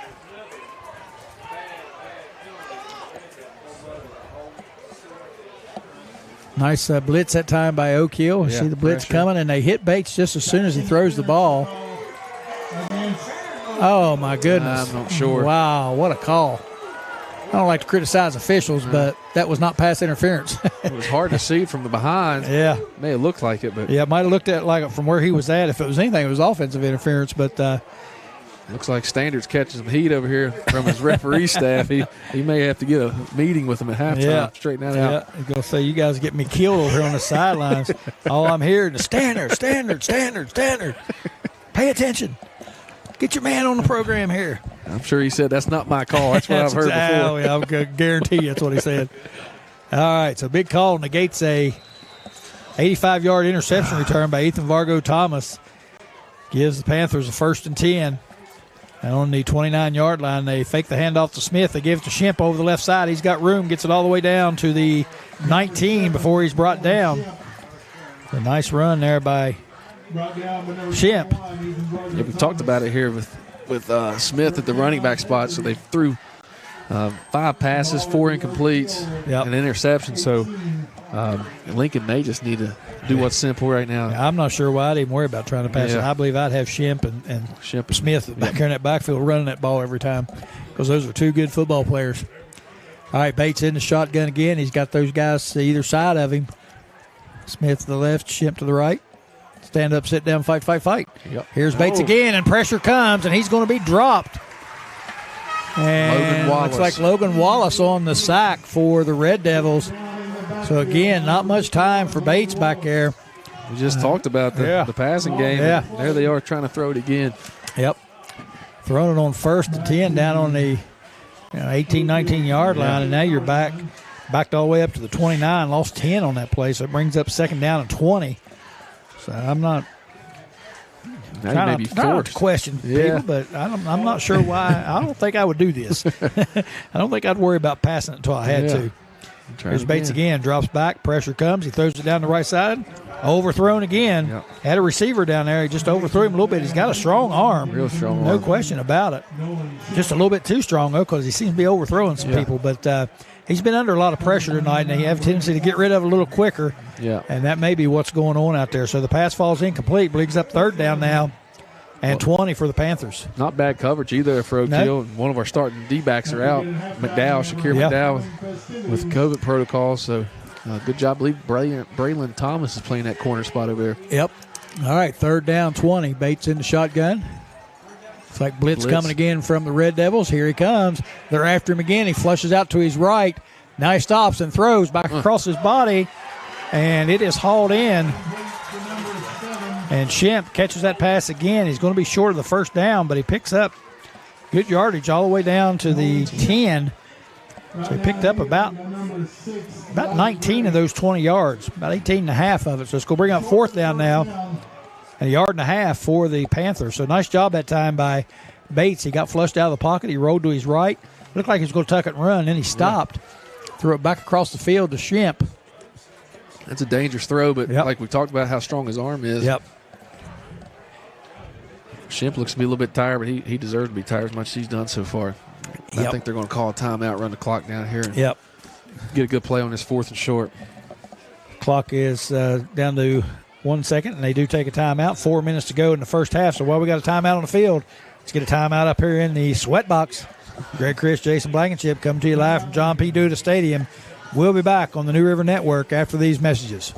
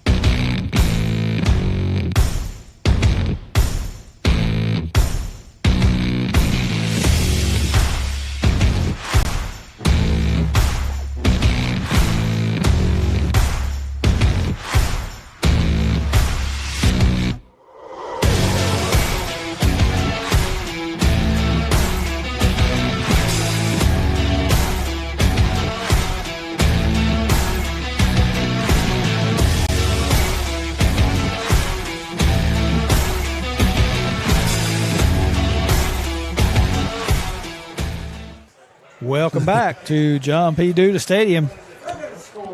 There's still some conversation about that pass interference. It looked like Standard had his crew out there talking to him, too. We have the luxury of an instant replay down here, so we can tell whether it was or not. Now, the clock hasn't reset there. It goes 4 minutes. Officials stopped the game there to get the clock reset. And we got all kinds of chaos going on. They had the minute on for the timeout, but they didn't run the minute off, and then they got ready to snap the ball, and there's still a minute on the clock. Should be 4 minutes. They got it reset now, and 4th down and 1.5 yards, maybe 2 yards to go for Lincoln County. And if I'm a guessing man, I'm going to say Isaiah Smith's going to get this one. And he gets it, bounces it to the outside, and he's got the 1st down and more as he plows his way down inside the 5, I think. Yeah. Maybe about the 3 yard line. Can't really tell from here. Smith averages 9 yards a carry. We've kept him under that tonight, but like you said, you know what's coming. And I imagine it's coming again here. He just bounced that one. That was a nice run. Bounced it to the outside. Quarterback sneak by Bates, straight ahead. Touchdown. Well, and I think they're going to give him a touchdown as he rolled in on top of an Oak Hill player. So the Panthers answer.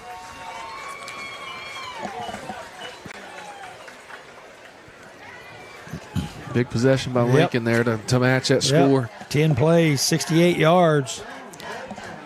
Big play on that one was the pass interference that negated an Oak Hill touchdown. That's 3 big penalties at Oak Hill. It's cost us field position and a touchdown. We also with that block punt. All right, they hand it off to Smith for the 2-point conversion, and he waltzes it into the end zone. And Lincoln County Panthers have fought their way back and retaken the lead, 22-20. 2-point conversion after the Lincoln County touchdown is good. They lead at 22-20 now over the Red Devils. So nice drive, nice answer by Lincoln County. Oak Hill has plenty of time to take their time right here, and I believe they have 2 timeouts left. 2 timeouts for sure. 2 timeouts, 3:43 on the clock. Plenty of time to run their offense and try to score.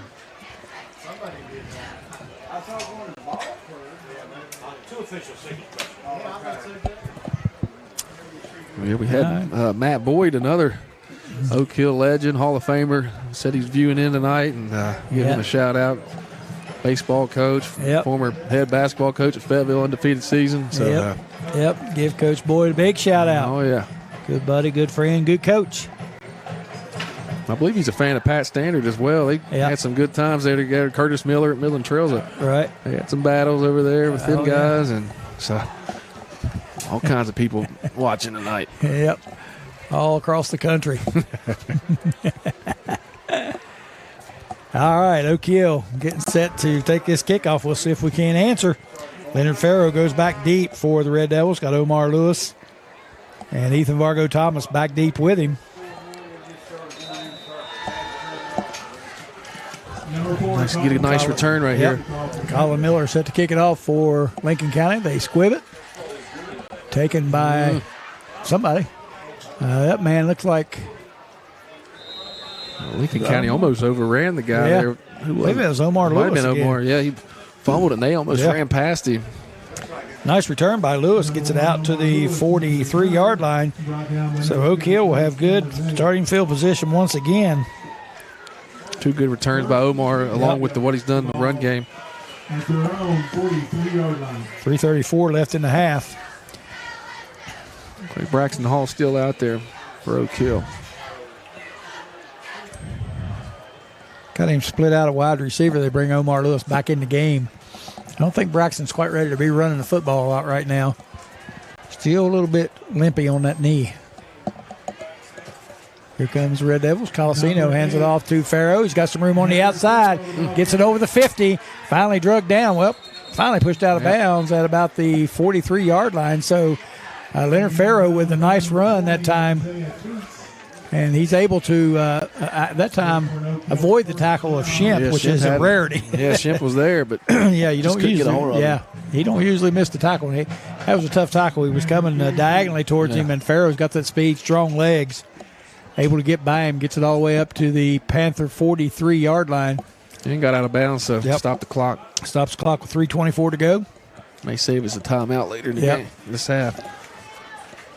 Red Devils again come out in that wing T formation. And Lincoln County with 9 guys up in the box. Number 1, Omar They know Oak Hill's going to run it, but so far they haven't been able to stop him. And Omar Lewis with a nice run there. He picks up about 5. Shemp on a tackle again. Yep, offensive line doing a heck of a job for the Red Devils right now. Yeah, the guards, 2 guards in center, done a great job blocking for Omar in that Sure have. dive play.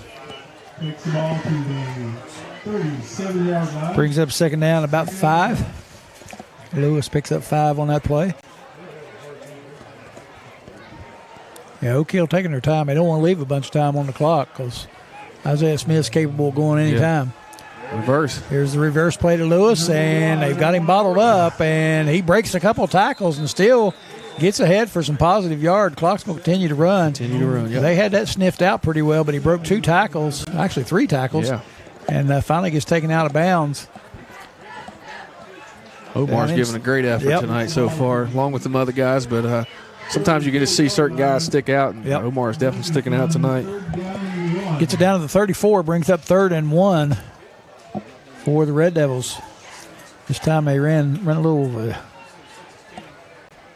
split back formation. They give it to Farrow over the left side. Blocker in front. He's got room. He gets first down up over the 30, down to about the 28. So first down run by Leonard Farrow. Red Devils knocking on the door again. Still have both timeouts, 2 minutes here.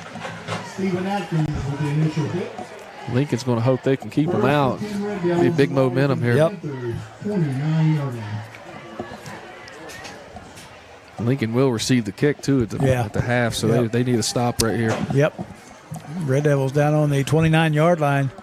Go back to that wing T formation. Motion man, Vargo Thomas. They fake the pitch to him. Give it inside to Farrow. He's got room again up the middle. And he pushes it all the way down to about the 21-yard line. Pick up of 8. Yep. Standard signal of time out there. So. Yep. So the Oak Hill Red Devils take a timeout. We'll just stay here. Now, you do have to think about 136 and only one timeout. We may have to throw a pass if we can't score on this next run.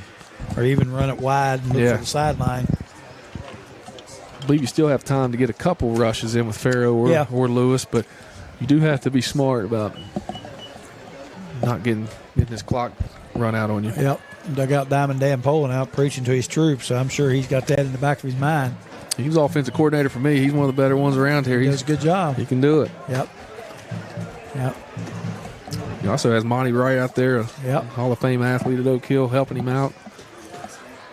3DP got the nice red pullover on, too. He's got the nice Oak Hill gear.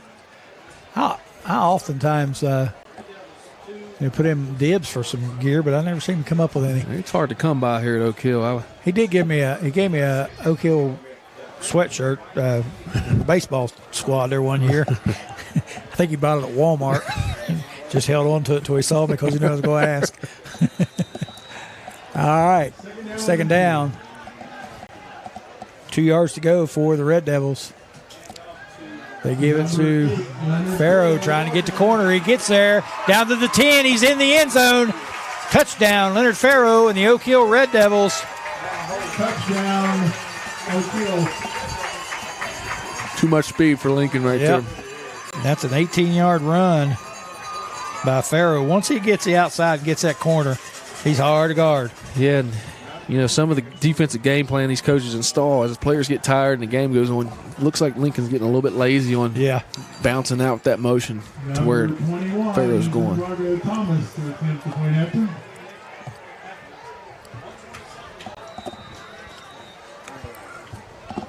Vargo Thomas in for the point after.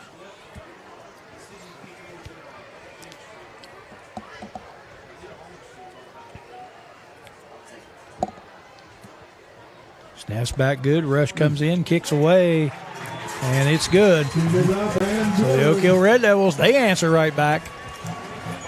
And they now lead at 27-22. Heck of a first half. A lot of offensive fireworks here so far tonight. Yeah, you talked about maybe being an evenly matched game, and that's what we've had so far. So far. Mistakes have hurt both teams, and that's where we're at right now. Oak Hill's got to be careful with 127 that Smith and also Bates has had some open receivers here that we need to pay attention to. Got to get another shout out here, getting messages for shout outs. Brody Hoover, big lineman, 6'2", 230-pound senior for the Panthers. Doing a good job tonight. Shout out to him. Yeah, sometimes them linemen don't get the shout outs they deserve, so sometimes we got to point some of them guys out. My problem is my message said, don't forget the Brody boys or the Hoover boys, and I only see one Hoover on the roster, so I'm not sure who the boys are. So we know Brody Hoover is out there, and we give him a shout out. All right, 1:27 to go here in the first half. Red Devils getting set to kick it away, and of course Isaiah Smith will be back deep. don't think you want to do an onside right here because Right. you give them too much field position. Yeah. But we don't want to kick it to Smith. No, I'm not sure I wouldn't just kick it out of bounds. Of course, they can decline that and move you back, but Isaiah Smith, the one pointing Isaiah Kuntz, back deep. Kuntz also deep with Smith, and he does squib it short. Picked up on the bounce. like I his believe knee he might was have been down, and Yeah. they do blow it dead. It was picked up there by Jonathan Simpson, and his knee went down when he went down to pick it up. Jonathan Simpson. And good break there for the Red Devils. So good kickoff again by Thomas, kicking that thing short. And Simpson goes down to one knee, and he went down to one knee on about the 27-yard line. County the ball with their own. Yes, So sir. first down and 10. One time out for Lincoln, 122. So Yep, they don't want to do anything crazy here and go Right. 3 and out and have to punt either. right. They're not afraid to throw it. That's for sure. Bates in the shotgun. And he fakes. No, he gives the handoff Number 1. to Smith, Isaiah and there he Smith. goes, plowing up the middle for about 9. Ball carrier. Not a bad first down run by Smith. That guy's a load, I'm telling you. Yeah. See if they hurry up here and get on the ball. Number 21, Gerardo Thomas. Gets it all the way up to the 38. 37, be second down and 1. Also there, number 31, Minute left here in the second quarter. among others. Lincoln County taking a little bit of long time here on this play. They Yeah. send Smith out wide to the left. I think you'll better watch Smith split here. Yep. Get him one-on-one out here. Here it'd be hard. they're to looking tackle. for. Yep, they're looking for him straight down the sideline. Ball's up. Pass Good interference. defense by Yep. the Red Devils that time. On the defensive side there was Elijah Gray. Yeah. And Elijah Gray was all over Smith, didn't let him get by him. Elijah Gray had good position in front of Smith there. Nice job. Watch here on the replay. You see Smith turn and look for the ball. Great job by Isaiah Smith right there. Very good defensive play. 41 seconds to go in the half. Third down now and 1. Panthers in a tough situation here. Got to get that first down. But at the same time, Yeah. they're running against the clock. Oak Hill could use a timeout and make them Yep. punt if they don't get this first down. Yep. Bates in the shotgun. He does hand it off straight ahead. I believe that's Shemp with it. Have to wait until we see him get up. Yeah, standard spot them for a first down right there. Yep. Number 28, Luke Atkins, the ball carrier. Actually, it was Luke Atkins. I'm corrected by the PA man. 52, that's First down and 10 now for the Panthers on the 40-yard line, their own 40. Lincoln County at their own 40. Clock rolling now down to 25 seconds. So, and now we've got the whistle blows and False start. we've got a false start. I see Pat Standard motioning from the sidelines, Penalty on the play against doing all kind of gyrations Yeah. over there. That's the Standard hustle right there. Standard, he's not shy to communicate with the players during No. the games. I'm sure he was telling them to get back. Yep. All right, that backs them up 5 yards, and the clock continues to roll. Now they're really under the clock now. Took a lot of time off here, fooling around. Bates in the shotgun. Pressure comes. He escapes it. He's running loose, and he's finally brought down at about the 48-yard line. Clock down to 9 seconds, and Lincoln County immediately takes their last time out. Quarterback keeper number 9. So they used a lot of clock up Yeah. right there in that little series of plays. Tripped up. It's a lot harder than people think in the Yeah. high school level to Yeah. do a 2-minute offense. And Yep. you watch it on TV, they make it look easy, but Oh, yeah. it's not Yeah. as easy at this level. No, the rules are a little different at this level, and Yeah. and it makes it, in my mind, a little bit harder, to get Lincoln County timeout. that 2 minute, Yeah. and that 2 minute drill going because you got to watch intentional grounding a lot of times. You just can't stand up and throw it out of bounds. You can spike it, Yeah. but you got to have players that are fully aware of the situation, the down and distance. That's and, probably the tough part. Yeah, The awareness of Yeah. guys that are playing both ways. You Yeah. just don't get to practice it enough. right, and they're used to the coaches calling the plays and telling them what to do. Yeah. And a lot of times it's hard for them to just take that over and do it.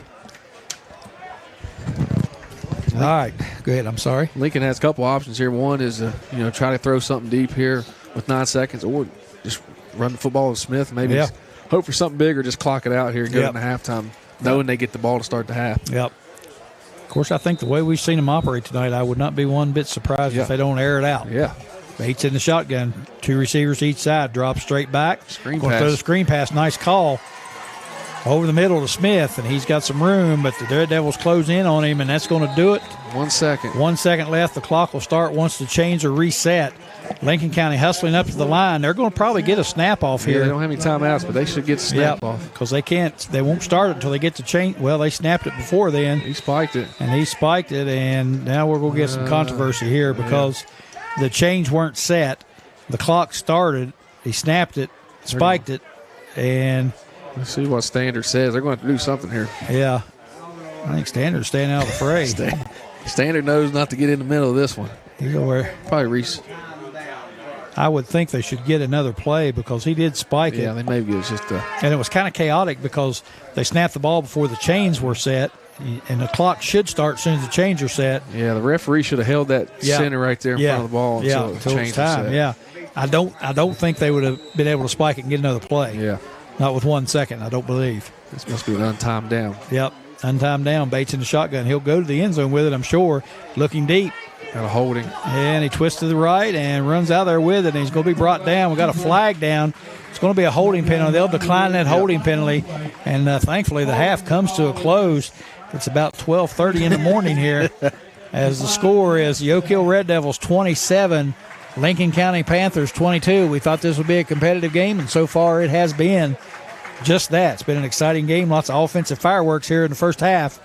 Again, the Red Devils lead it here on homecoming night, 27-22. And it was my understanding that Coach Boyd was chosen as like the faculty homecoming king, and he's not even making an appearance tonight. I don't understand. He's snubbing the judges. He also bailed out of the faculty flag football game today, and he was refereeing. From what I understand, he got upset and threw his flag down and quit at the referee too. So he's said you could have it. And he's not come back. He's like, heck with you guys. Yeah. All right, so that's going to do it for the first half of play. Oak Hill Red Devils on top 27-22 in an offensive firestorm here from John P. Duda Stadium on homecoming night. I'm Greg Chris along with Jason Blankenship. You're watching Friday Night Football on the New River Network here in Oak Hill. Stay tuned for these messages, and we'll be back with more action in just a moment.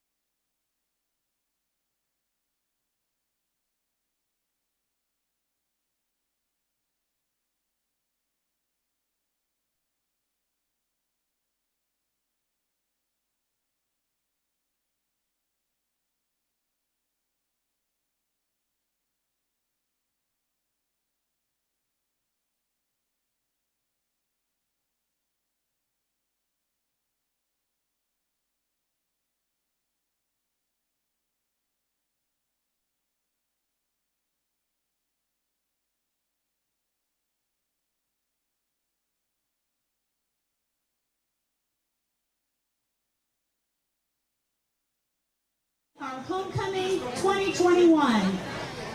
At this time, I'd like for any Oak Hill High, Collins High, Fayetteville High, Mount Hope High, or Valley High School alumni to please stand up and be recognized.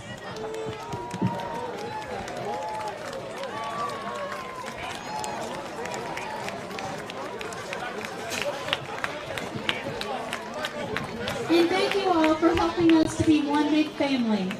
At this time, I'm proud to introduce our freshman attendant, Miss Taylor Settle.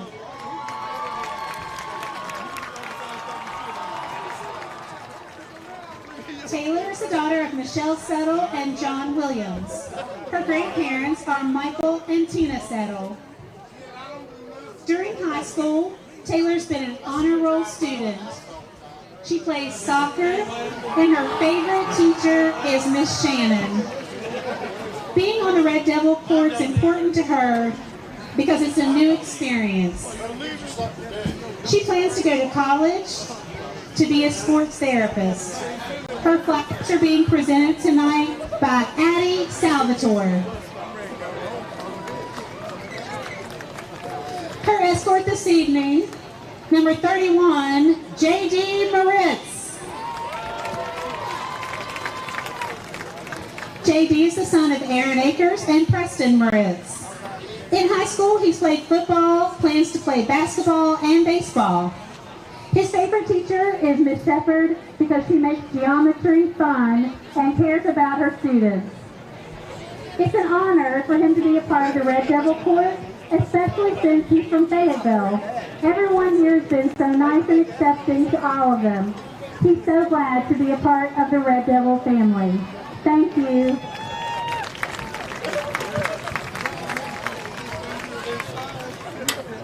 Our sophomore attendant is Miss Alyssa Higginbotham.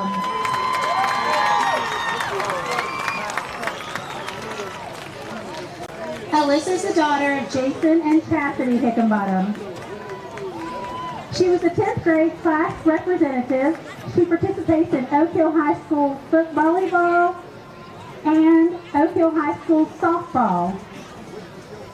The teacher she'd like to thank is Miss Shannon for always working hard to help her understand math. Her goal is to get homecoming court every year of high school, and so far she's succeeding. Her flowers are going to be presented tonight by Graceland Cabot.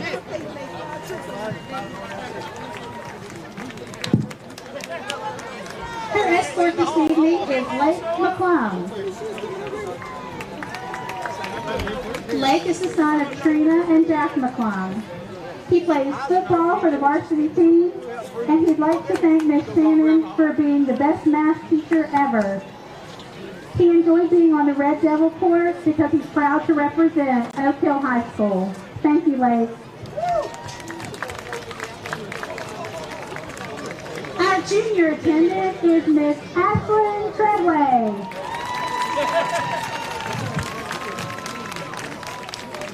Ashlyn is the daughter of Jeremy and Lori Treadway. She's the granddaughter of Gary and Wanda Treadway and Barbara Dixon. In high school, Ashlyn runs track and she's a member of the student council. She would like to thank all of her teachers, but especially Coach Blankenship, Mrs. Ballard, and Miss Kochman for always being there for her and encouraging her to do her best.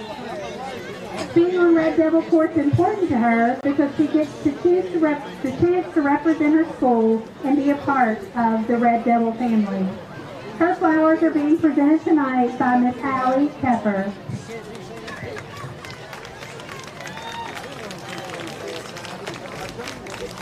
Ashlyn's escort and 10th grade homecoming court is Blake Workman.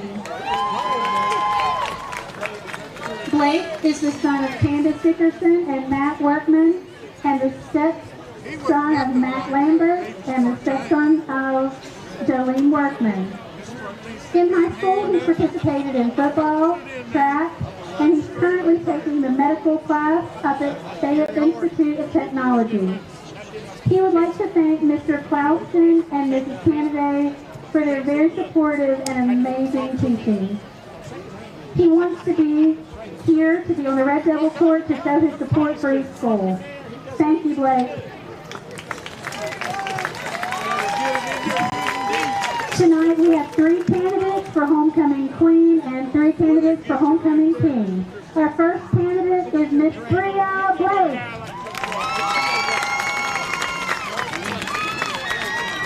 Bria is the daughter of Danielle Trout and Chris Blake. While in high school, she's maintained a 4.0 or higher GPA, and she's made it to the state cheer competition 2 years in a row. She's been a varsity cheerleader all 4 years. She would like to thank Mrs. Payton for helping her learn so much. It's important for her to be a part of the Red Devil Court to support her school and represent her senior class. She plans to attend WVU in hopes of eventually becoming a doctor. Her flowers this evening are presented by fellow cheerleader Paige Neal. Our first candidate for Homecoming King is Caleb Shiflett.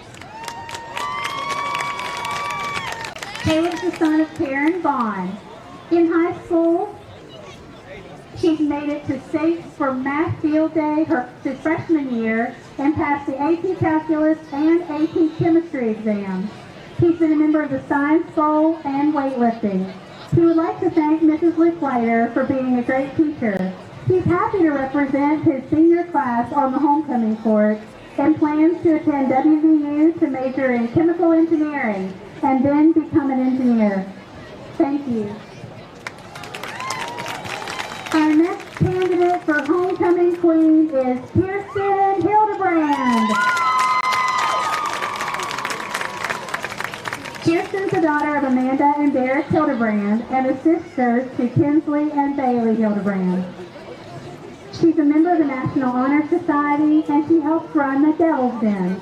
She's a student in the multimedia class at the Fayette Institute of Technology and she loves that. She's maintained a 4.0 or higher all throughout high school. She's been a part of the volleyball team for all 4 years. She's an SCA leader and she attends Grace Baptist Church. She would like to thank Miss Taylor. She's always been more than a teacher. She's a selfless and loving friend to all her students.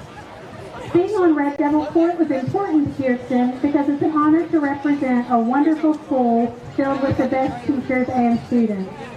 She hopes to attend Fairmont University to either pursue multimedia marketing or education. Her flowers are being presented tonight by Jessica Dial. She adds that she changes her mind about her major every day and she's trusting in God to lead her where she wants to go. Our second candidate for homecoming king is Braxton Hall. Braxton is the son of Tanya and Steve Hall and a sister to Flynn Hall. He's a member of the National Honor Society and he's played baseball, football, and basketball all 4 years. He attends First Brethren Church. He would like to thank Coach Moneypenny. He's influenced him more, and not only in sports, but in other life situations. It's important that he's on the court because he gets to be right beside his girlfriend, Kirsten. He has to attend Fairmont University to pursue a career in physical therapy and play a sport. Thank you, Braxton. Our final candidate for homecoming queen is Miss Jada Vargo. Jada is the daughter of Leslie McCloskey and Justin Vargo, and she's got a brother named Garrett Vargo. She's in the National Honor Society and she's class representative for Student Council. She's played basketball for the girls' basketball team, and she would like to thank Miss Kirk for always being there for her when she needed her most. It's important that she's on this court because she loves her school, and what better way to represent it. She plans to attend West Virginia University in the fall, and her flowers are being presented by Haley Michael. Our final candidate for homecoming king is Mr. Logan Wallace. Logan is the son of Asia Logan. His granny is Vern Logan, and his grandpa is Rudy Logan, I'm sorry. He has been in honors classes all throughout high school. He plays football, and he would like to thank Mrs. Cortinez for pushing him and believing that he could do it. He is proud to be here to represent his school tonight, and he plans to go to WVU to eventually become a pilot. Thank you, Logan.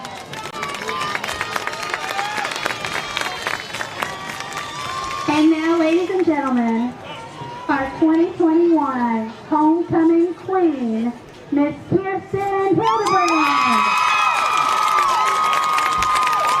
Kirsten is being crowned tonight by last year's homecoming queen, Miss Natalie Workman.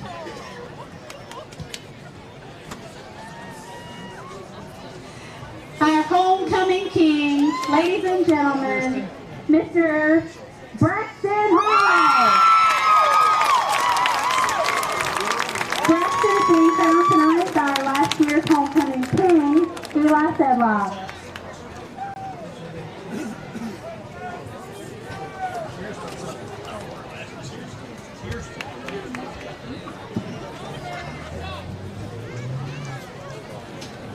Ladies and gentlemen, our 2021 Oak Hill High School homecoming court.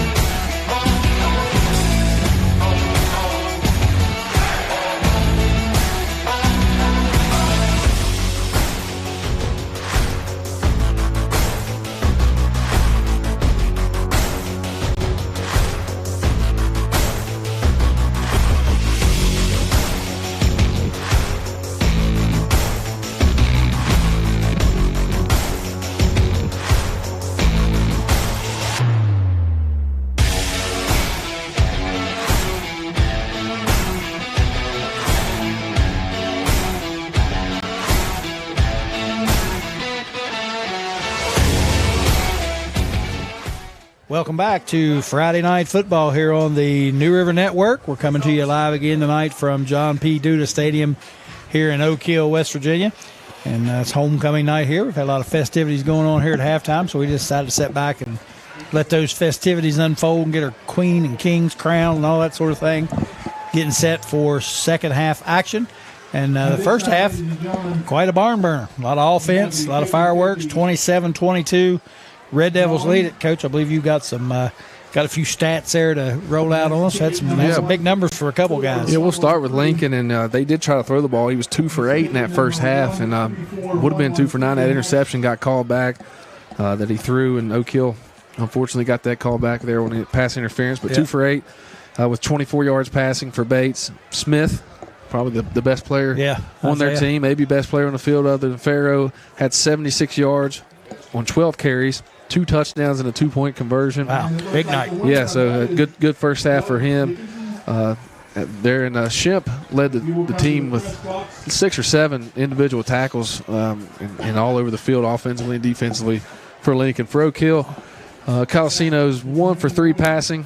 Hit Leonard on that bubble pass for about 30 yards, so we talked about the confidence there, and they may need some passes here in the second half from Calisino. Farrow, 55 yards rushing, 2 touchdowns. It hasn't broke the big long one yet, but has had some good plays, rush of 18, 13, 10, so some good plays for him. Omar Lewis led us in rushing that first half with 108 yards rushing and a touchdown, 36 yards on 1 carry on that touchdown, and they had a 30-yard run later on, running very aggressive for Oak Hill. And I think we can see a lot more of both those guys, Farrow and Lewis, here in the second half. And like we talked about, it's a close game. We expected that, and Oak Hill did have 2 big penalties and that block punt that hurt him. So we'll see if we can clean that action up here. Yep. When you talk about Omar Lewis leading us in rushing, that's big for Oak Hill, in my opinion. Yep. You know, we've been needing that other person to step up with the teams keying on Leonard Farrow so much. Omar stepping up and 100 yards in the first half, that's a good sign for the Red Devil offense, and that gives you another weapon back there people got to prepare for. So hopefully he can keep it up. And like we kept saying earlier on, he was running with authority, running the ball hard, hitting up in the holes quick, and I think you're seeing he looks like a different running back tonight than what we've seen all season. So I'm not sure what sparked him, but and they got listed here 5'5", 140 from the fullback position, running that ball like that. So difficult, tough yards, 108 yards. Yep, something's lit a fire under him because he's playing hard tonight, and like I said, running the football like we haven't seen him run it before. Offensive fireworks here in this first half of play, 49 points in a half. That's slowed down a little bit in the second quarter, but not much. But the field position to me has been key for Oak Hill's defense. They give up two possessions where the field position was just very favorable for Lincoln County, and they punched it in both times for touchdowns. When we got them pinned back a little bit, we were able to shut them down and force a punt. And that doesn't always happen, but we gave up that field position early a couple times, and they took advantage of it. And, of course, Oak Hill's had pretty good field position every time, too. They've squib kicked, and we've run it back, usually around the 40, 45-yard line. So we started our drives with a short field. So I think that's probably something coaches talked about at halftime was, working on this field position thing, because we got to, both teams, I'm sure, are not wanting those drives to start on the 40 and 50-yard line. I think I remember the first 2 drives for Lincoln County tonight. One was from the 21, one was from the 29. And don't take a whole lot of effort to get it in from that far out. High percentage of scoring a touchdown that close. Yep. And, again, with a running back like Isaiah Smith, you really can't give up that field position because he's subject to go anytime, and he's a hard person to tackle. Of course, Leonard Farrow's the same way for Oak Hill. I'm sure Lincoln County talked about that as well. They don't want to kick the ball deep to him, obviously, so they're short kicking it, and Oak Hill's getting good field position based on that short kick. I think for Oak Hill, it's wise to short kick it, not kick it to Isaiah Smith. Don't kick it to Smith. No, we've seen what he's able to do. So both teams trying to kind of stay away from that premier guy back there on those kickoffs, and they're ending up giving up good field position to the other guys. But we'll see how that plays out here in this second half. I'm sure the coaches talked about that at halftime and got that lined out. Neither team really been able to stop the other guys consistently. I think we've had Oak Hill's punted twice, I think, and one of them was blocked. Yep. I think Lincoln County's punted one One time, I time, believe. yeah. So, neither team been able to stop the other guys very often. Not a lot of turnovers or anything like that. Yeah, I It's thought just, the Oak Hill defense played well at times. Decent coverage a few times. Good pressure on the blitzes. Got a lot of pressure on the quarterback. Made him overthrow maybe a few of them. But we do have to get some coverage on those guys. There's some open receivers running. Bates is capable of completing passes to Shemp and Miller and Smith. So got a strong arm. He's just overthrown his receivers a couple of times, and credit the defense with that a little bit because of the pressure they're putting on him. And so it's forced a couple of those throws. But he's got a strong arm, and he's just overthrown some guys a few times. So the Red Devils defensively have got to start covering those receivers up. Even with that running back tandem back there, they still like to throw it. So they've got to be prepared for that. Oak Hill will kick off to start this second half. We'll see what the plan is on this kickoff. They've been kicking it short. They kicked one onside kick, was able to recover it. So we'll see what they plan on doing this time. Yeah, the onside works. You can't do it every time when you got an offense like Lincoln, but I wouldn't be surprised if we tried it again if we score later in the game. Yeah, I guarantee you we'll probably go see it again. And that squib kick that Ethan Bargo Thomas has sometimes is just as dangerous in the middle. It bobbled around a few times in the middle and hard to pick up. Yep, that's been effective. And like we said, we was talking about field position. If you can keep them to the 30, 35, that's pretty good, for the way the field position's going tonight. And so I look for him to squib it again. He may kick it over toward the other receiver back there. I think that's Coots, I believe. The Panthers will receive the open second half. Here comes Thomas for the kick, and he boots it right down the middle, and it is. I'm trying to get a number, and there comes a flag flying in, and he breaks it over the 40 and up to about the 44-yard line. I'm not sure. Trying to get a number on him to get a name. I said Coons to begin with, but I believe it was number 20. Maybe 20. Yeah, but it was Isaiah Coons. Well, I had it right. Yeah, you're right. Right on. That's a heck of a guess. Might be a holding here. Yeah, I'm not sure. holding or blocking the back. Yeah. I saw the flag, and I saw several Oak Hill players fall down, so I'm guessing it's a block in the back.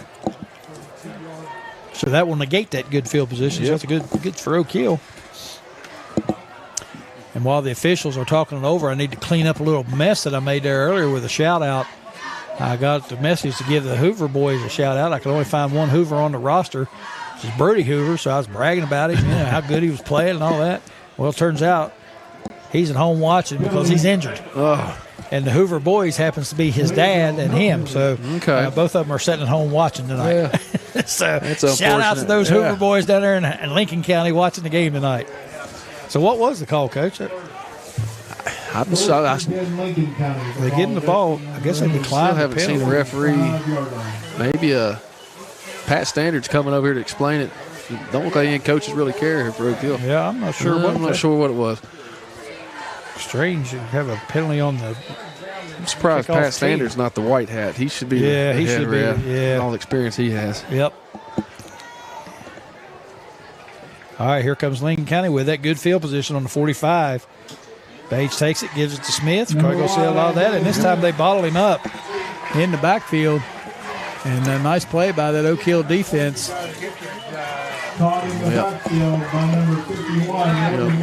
Logan Wallace on the tackle. Nice job by Logan that time. It's probably the first time I've seen one person take him down tonight.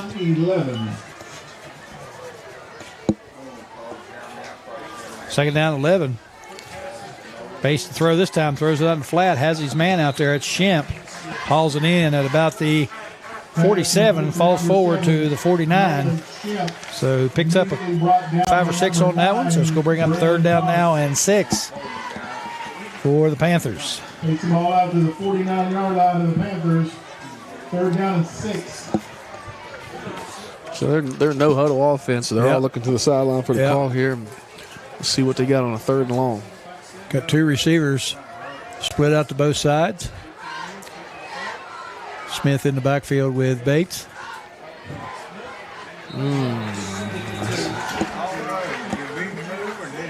Let's see what the call is going to be on.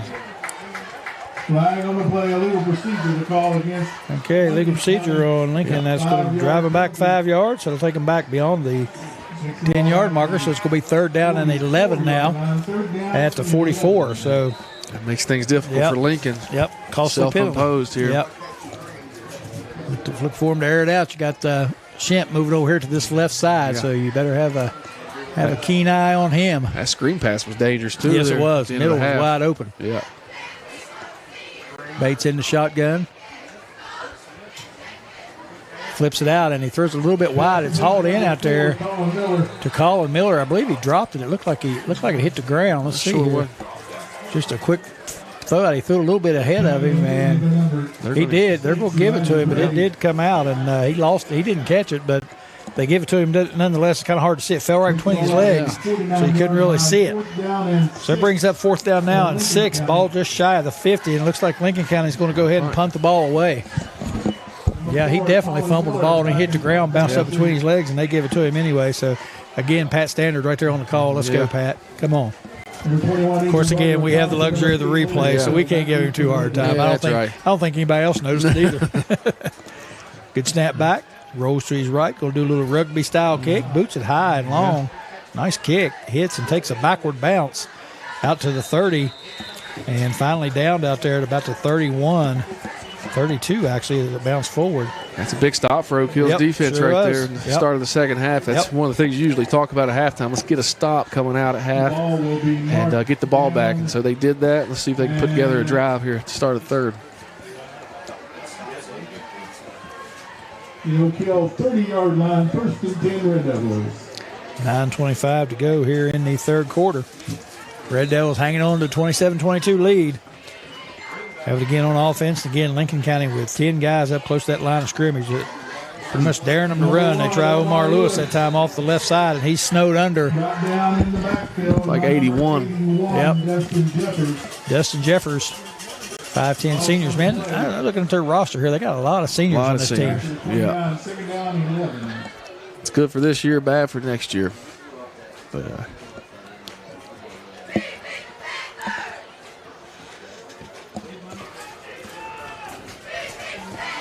all right, here comes Oak Hill again. Second down now and 11. Colasino under center. Gives it off to Farrow over the right side, and Farrow is brought down after he picks up about 4 on the play. By number 53, Cameron May. Cameron May on the stop, and had a little bit of a hole there, but the blocks didn't hold up. And Lincoln does a good job of rallying to the ball. They take good angles. Sometimes Farrow's just too fast, but overall, I'm impressed with Lincoln's ability to tackle in the open field and get off blocks. Yeah, the game plan is good. All right, third down. Looking at about 6 for the Red Devils. Big play here for both sides. I think big play for the Red Devils offense. Here comes Farrow around the left side, and we got a flag comes in. Farrow gets the first down, but I believe it's going to be negated. It looks like a hold. It looks like Omar Lewis might be the guilty party. I see him throwing his hands up. Holding the call against Oak Hill. Yeah. Maybe. Not much. But not much. Looked like a pretty good block, actually. Maybe it wasn't on him. Sometimes you just got to let your arms loose a little bit quicker. If that was on Lewis. So that's going to step it back 10 yards. That negates a first down for Oak Hill. So a big penalty right here. And we talked about the mistakes. This is a killer mistake right here. It takes you from 1st and 10 back to 3rd and 16. All the way back to the Oak Hill 25-yard line.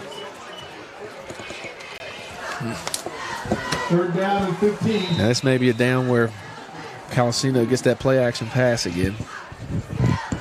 Braxton Hall is split out to the left. Yep. Colasino under center. Play action pass. And hauled in out there by Farrow, and he's Shemp initially hit him. And Farrow cuts it back across the field. He's got all kinds of room.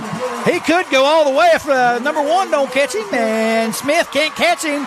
Leonard Farrow going to take it to the house for the Oak Hill Red Devil touchdown. 74 yards on the pass play to Leonard Farrow. Wow, what a big play that is. Yeah, Farrow, he got hit initially by Shemp pretty hard and bounced off of it. Shemp didn't wrap up. Farrow's got the speed to break it back across the field for a touchdown. Now, they had him surrounded and bottled up, and he cut it back across the field, and he was on his way. And Isaiah Smith was the only guy left out there, and he couldn't quite catch him. And Farrow takes it all the way to the house for the touchdown. And, again, you know the Lincoln County defense is prepared for him, but sometimes there's just not anything you can do about it. They had him bottled up right there. He just escaped. He's got elite speed statewide. And, and they did a great job on that play. You just got to finish the play. Yep. It's one of them you look on film and regret. Oak Hill having a little trouble now with the conversion, trying to get folks lined up and in the game. Not sure if they're going to kick it or go for two.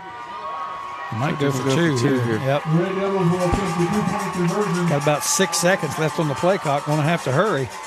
And they do get it off. They're going to call procedure on him. Might want to go ahead and kick it now. Yeah, I'll kick it. Procedure to call. Yep.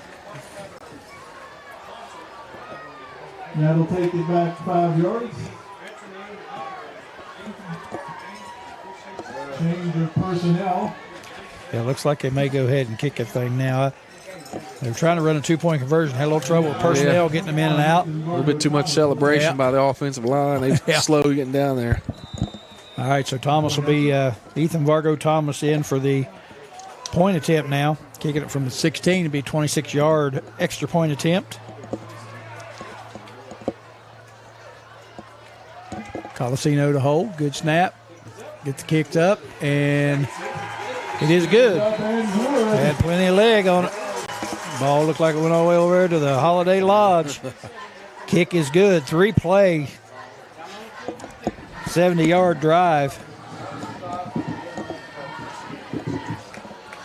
Well, Colasino gets a completion there. That's his second completion. Yep. Not a long throw, but like we said, even that throw is not easy sometimes. So a little confidence boost for Colasino. Yeah, and you get it out there in the open field to Leonard Farrow.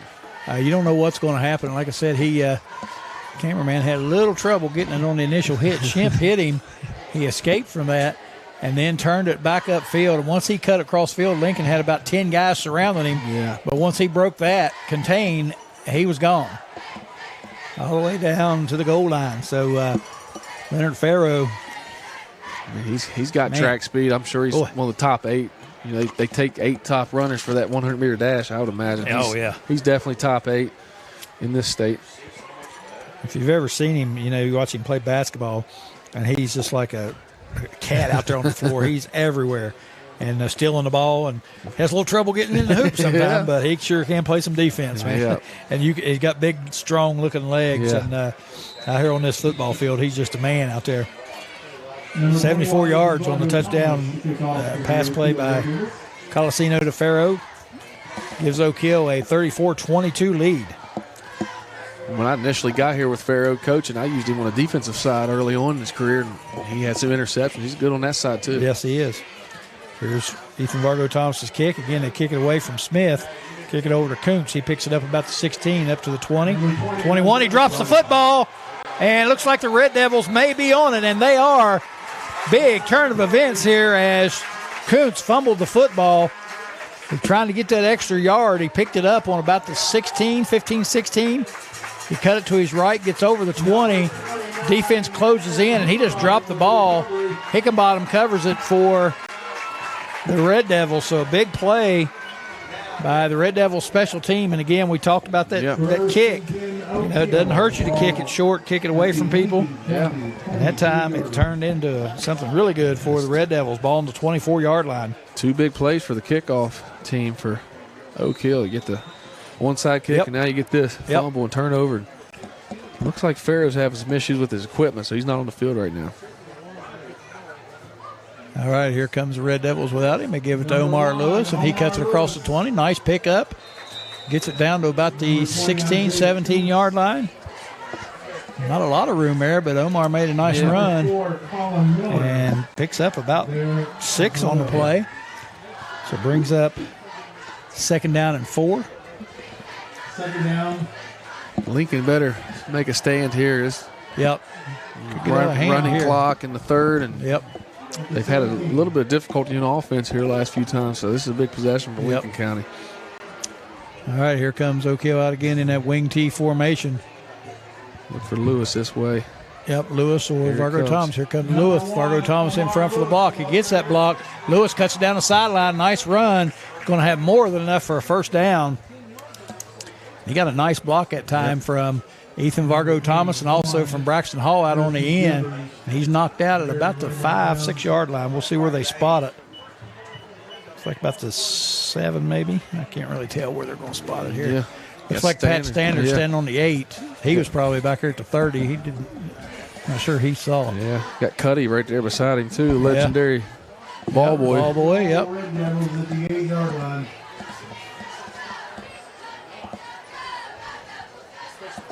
All right, first and goal for the Red Devils. Call it the 8 yard line.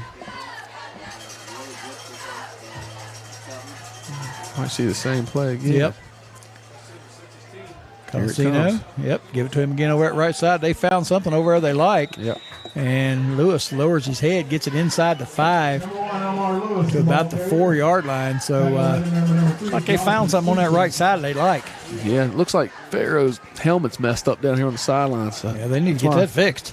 that's when you take a helmet off a freshman. That's right. And say, That's right. you gotta just change the mouthpiece That's out and exactly go. right. Ball inside the 5 yard line. Pharaoh may be trying to catch his breath still from that long run. That's right. He needs a break. Yeah. If they can punch it in here without him, Yeah. that'd be icing on the cake. All right, you got Ethan Vargo Thomas and Omar Lewis. Maybe look for that little crossbuck action right here. Thomas goes in motion. They pitch it out to him. Got room on the left side. He's in the end zone for the touchdown.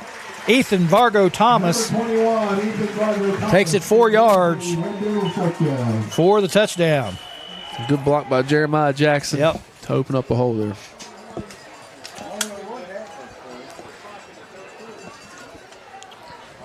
This puts Lincoln in a tough position here. With 5:40 left, down 18, probably 19 after this kick.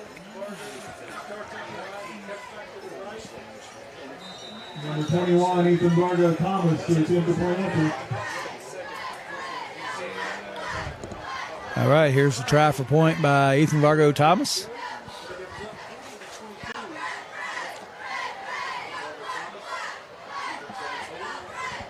Snap is back and good. Kick is up. Cuddy said it was good. Yes, sir. So with 5:40 to go, the Oak Hill Red Devils extend that lead out to 41-22 after the turnover by Lincoln County. Got a break in the action. We'll take a break here on the New River Network. Greg Chris, Jason Blankenship coming to you live from Oak Hill. We'll be back after these messages.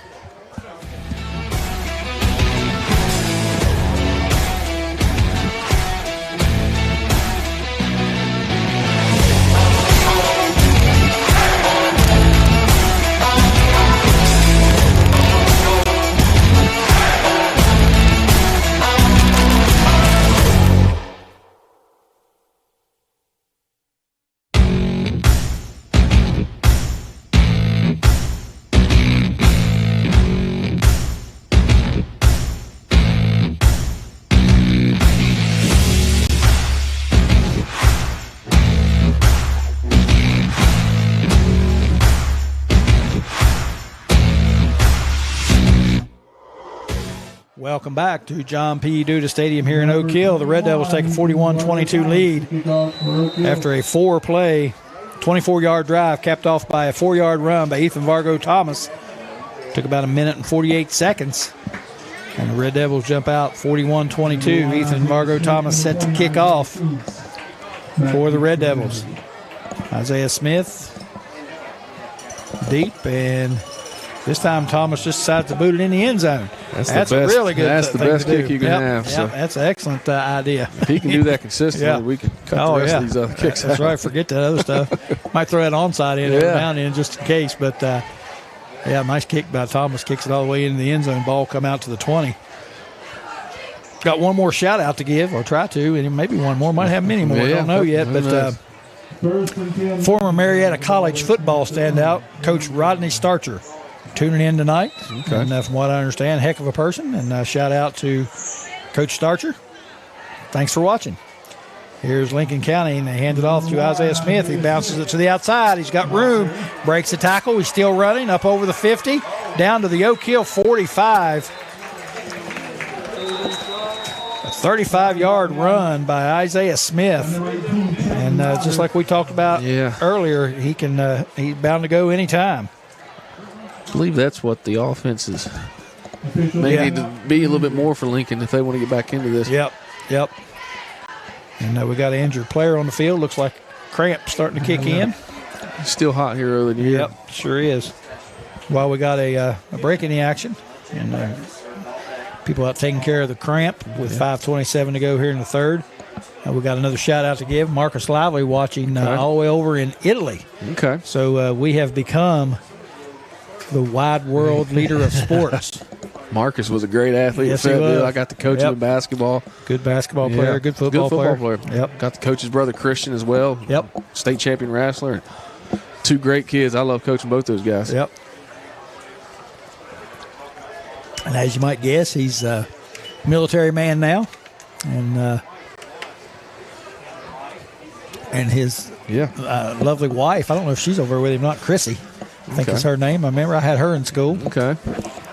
Yeah, Marcus, one of those guys. He walked in as a freshman, kind of small, and then by his senior year, he's long and tall and athletic, and so you love to see the guys grow like that. He was a very underrated basketball player. Yeah, he really made those guys click. Yeah, we had an undefeated team that year. He was one of the guys that really held us together. Fenton and Dempsey were really good guys, but Marcus at that point guard spot was really good for us. All right, still working on the injured player out there. We're not going to speculate on what that injury is. We thought cramp. Yeah. Looks like that's what they're stretching out. Stretching him out and trying to get him up off the field, and now he's like he's going to walk off under his own power. I think Max has cramped in every game so far, so he's in class. He told me he's drinking Gatorade and everything else he can, but it still happens sometimes. Oh, yeah, it still happens. You're playing both sides. Yep. Playing both sides, and you get after somebody like Smith, you got to really turn it on. And Standard looks like he may cramp up. He's tightened up a little bit coming this way. Yep, he is. He hadn't moved a lot tonight, but still he's susceptible, I think. Yeah. All right, 1st and 10 for the Panthers on the Oak Hill 45-yard line. Bates under center. He fakes the pitch. Smith hands it off over the left side. Nice tackle out there that time by Moritz. Yep. Moritz is a freshman, but he's getting more comfortable each game at that linebacker spot. Yep. Luke Atkins was the ball carrier. Moritz was the ball carrier as he picked him up and body slammed him. All right, 2nd down and 12. Loss of 2 on the play. This time Bates will move back to the shotgun. Receiver split 2 each side. Smith in the backfield beside Bates to his left. He gives it to Smith up the middle. He breaks the tackle, squirts through there again, and he's a load to bring down. And he finally is drugged down by Jeremiah Jackson, but not before he gets the ball down to the 37-yard line of Oak Hill. So nice run that time by Smith. He's just a hard guy to bring down. I got him at 15 carries. He's going to need 25, 30 carries for these guys. And this time, it looks like he tried the quarterback sneak. And good spot from that ref on the other side. Yeah, we'll see what the spot is. Number 13, Gabe Bates, the keeper. Looks like he's got enough for the 1st down. So at the Oak Hill 34. Down to the 34-yard line. I think it's going to have to get moving here, though. Down 19 points, running clock, 4 minutes, 3rd. Looks like Smith going right here. Yep. Fake it to him, and Bates keeps it. He's got room over the left side and kind of whiffed there on the tackle. Number 6, Elijah Gray with the stop. Bates is a capable runner. Yes, he is. Aaron Hickenbottom had a shot there, but kind of gave up on it just a little bit. And that's a 1st down pickup for Bates. Nice run over the left side. Yeah. I said he's a capable runner. He's a good athlete. Like the same play, maybe this way. Yep. Pass. Drop straight back to throw. Pressure comes. Lets it go deep. He's got a man in the corner down there, and he hauls it in for the touchdown. And that looks like Isaiah Kuntz. Number 20, Isaiah Kuntz for the touchdown. Coverage out there by Braylon Thomas, and that time Bates laid that ball right in there. Perfect pass. Throw, yeah. Yep. And I believe, from what I've seen on film, he's thrown the ball well like that this year. He's just a little bit slow start. Yep. That's a 21-yard TD pass. The 2-point conversion. Going to go for 2 here. Bates hits under center. Looks like they're going to go right with Smith. They do, the lead blocker, but he's going to be bottled up. He's still fighting, and I believe they held him short, so that's no good.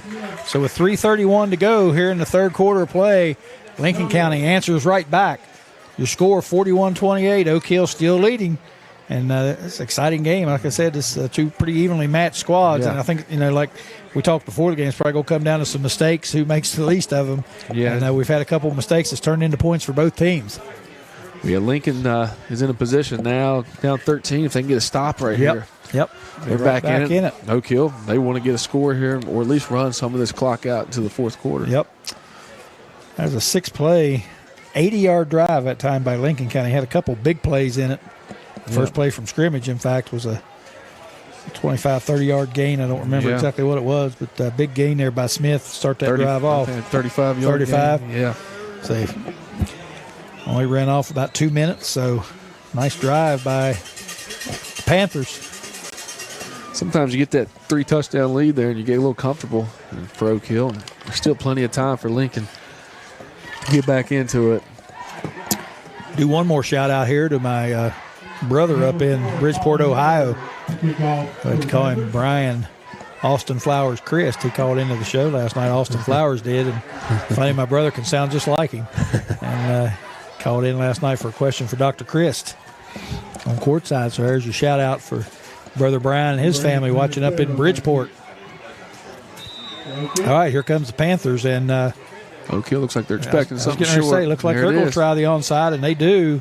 But it bounced high, and the Oak Hill up back is able to haul it in at about the 49. So, again, that was pretty obvious. The kicker didn't go back but 5 yards, and that's the first time he's done that tonight. Yeah. So that's kind of a giveaway right there, and I'm sure Oak Hill was ready for that. Yeah, they moved up quick. Yeah, now you got wasn't field much position. deception there, yeah. So Oak Hill takes over just shy of the 50. I'm not sure about that kick. Now I'm okay with the onside kick, but I believe you got to disguise it a little better.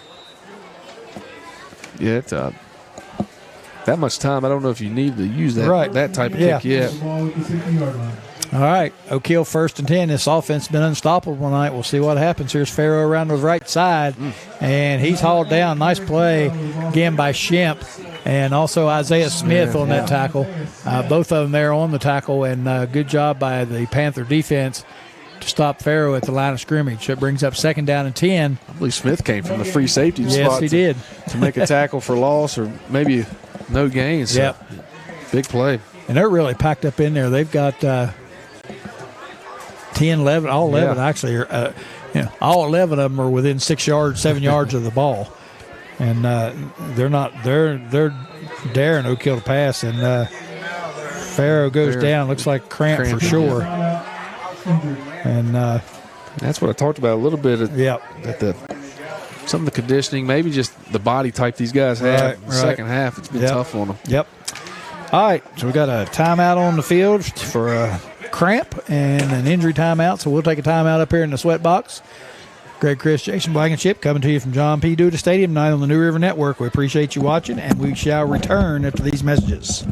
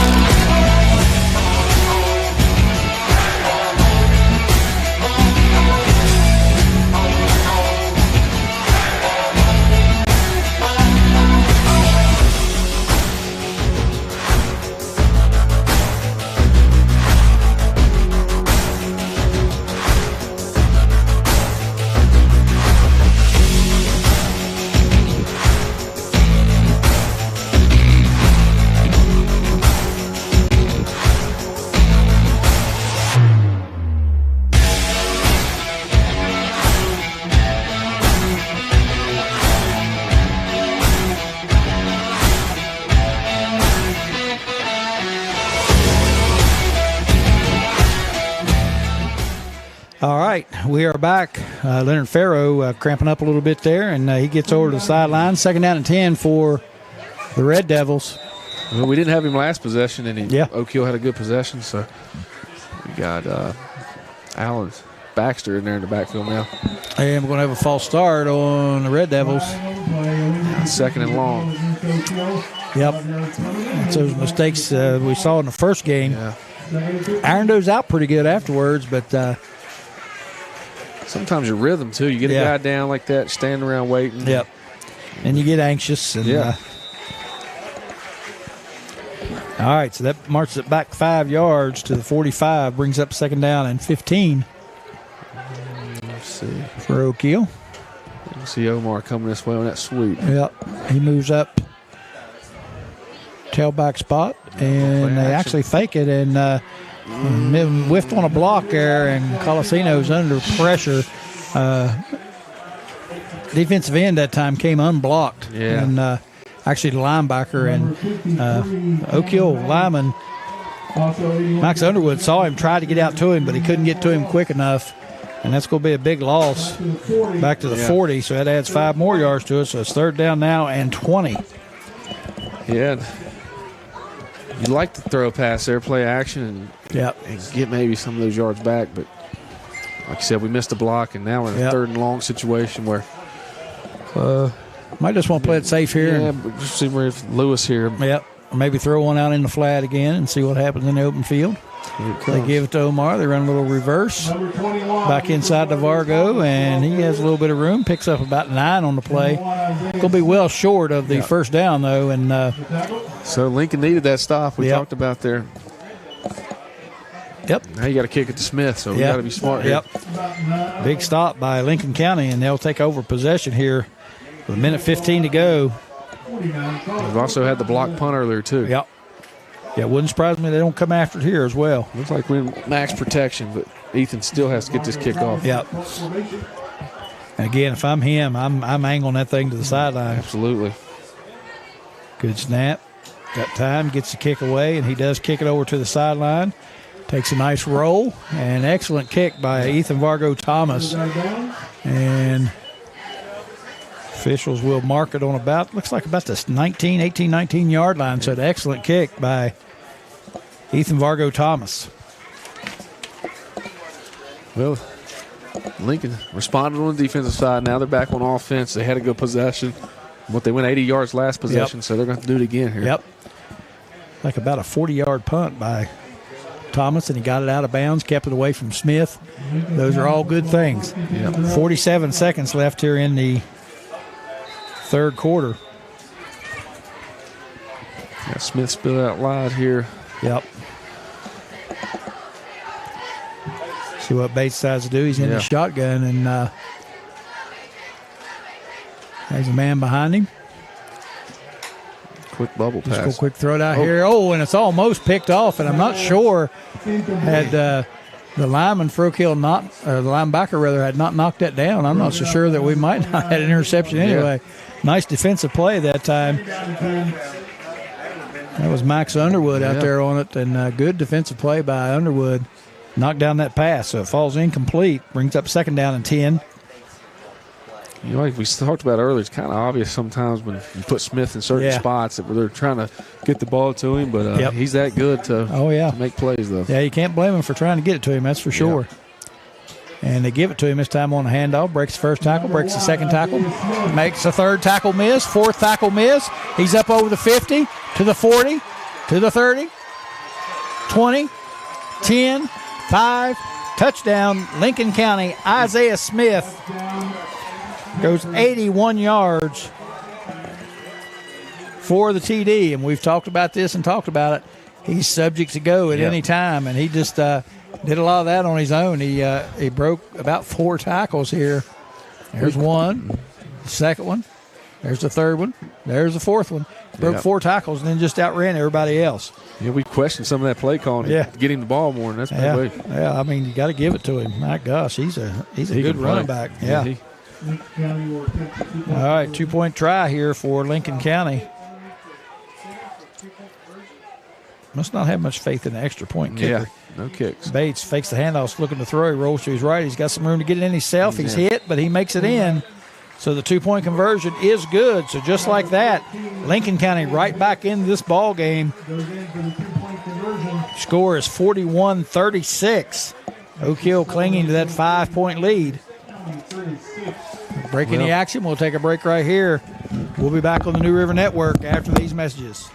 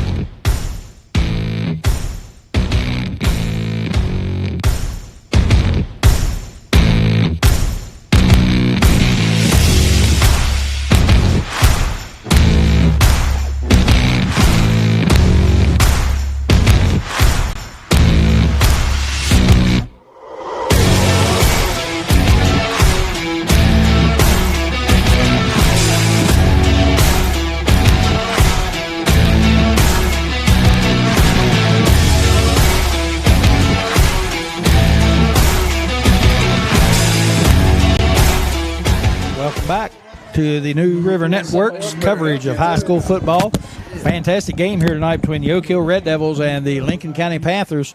Right now, the Red Devils lead at 41-36. Give a shout out to my good buddy Justin Harrison watching tonight. Midland Trail's open tonight, so he's not doing a game, so he's watching us. Here comes another squib kick. Again, I'm not sure that was an onside kick. I don't know what that was. Not very effective as it is covered up on the 46-yard line. So, again, Oak Hill with good field position to start out. Worked out for them last time. They got faith right now in that defense, but Farrow's back out there. It's been 2 possessions in a row for Oak Hill. Farrow with the equipment issues and the cramps has not been on the field, so he's back out there this time. Yep. 26 seconds left in the quarter. 46-yard line. Oak Hill will start again in good field position. And you get their offense clicking again. They were unstoppable for the most part. The last series, not too good. This time they give a straight-ahead handoff to Omar Lewis, and he carries the ball and carries tacklers forward, straight up the middle. Number 53, Cameron May. About a 9-yard gain, about 8 yards, so it'd be 2nd down and 2. So, Red Devils saying, hey, we're just going to get back to what got us here. Yeah. All right. Yep. Clock runs out for the end of the third quarter. So, with the third quarter in the books, we'll be in the books for a break or two here, and we'll come back with fourth quarter action here on the New River Network. The Oak Hill Red Devils lead at 41-36. We'll be back in just a moment.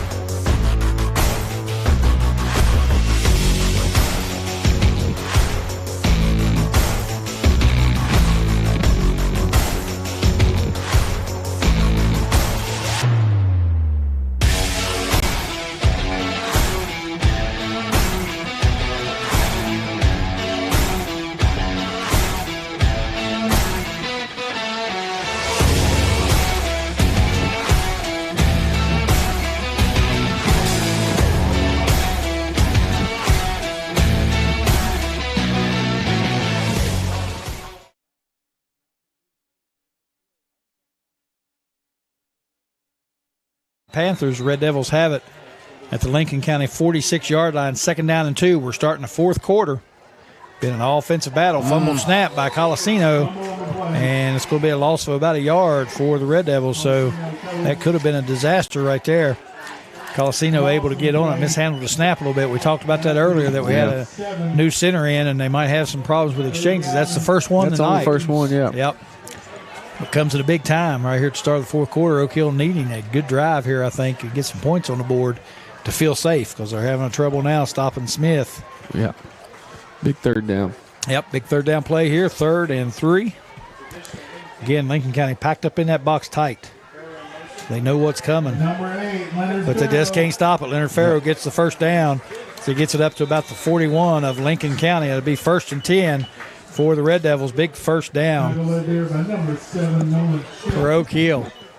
Shemp on the tackle again. I tell you what, when he gets his hands on you, yeah, he's tough. He brings you down. And he does a great job finding where the football is. He's all over the field. What a player. Daggone good player. I like watching him and Smith both. Yeah, they're both good on both sides of the football. Offense and defense. I'm not sure I wouldn't put both of them in that backfield and just run until somebody stopped me. I don't know if people could stop them consistently. Yeah. All right, wing T. Coliseum under center. He pitches it out this time, and that is Farrow again. Nope, number 6. That's Elijah Gray with it. Yep. Some fresh legs in there, and Gray's able to push it forward. Gray's got good speed, too. Yeah, first carry tonight, but he's had a good season so far. Yep. Filling in for some of these guys. Yep, gets it up to the 37-yard line, picks up about 3.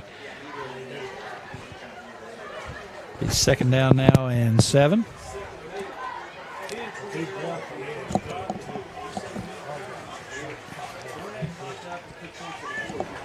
The Red Devils need to just get this drive going, eat some clock up, punch that thing in. Colasino under center again, and we got movement on the left side. Again, there's those mistakes that just kill you. Yeah. They'd gotten away from that a little bit. Yeah, cleaned it up some, but here in the second half had a few of them. Yep.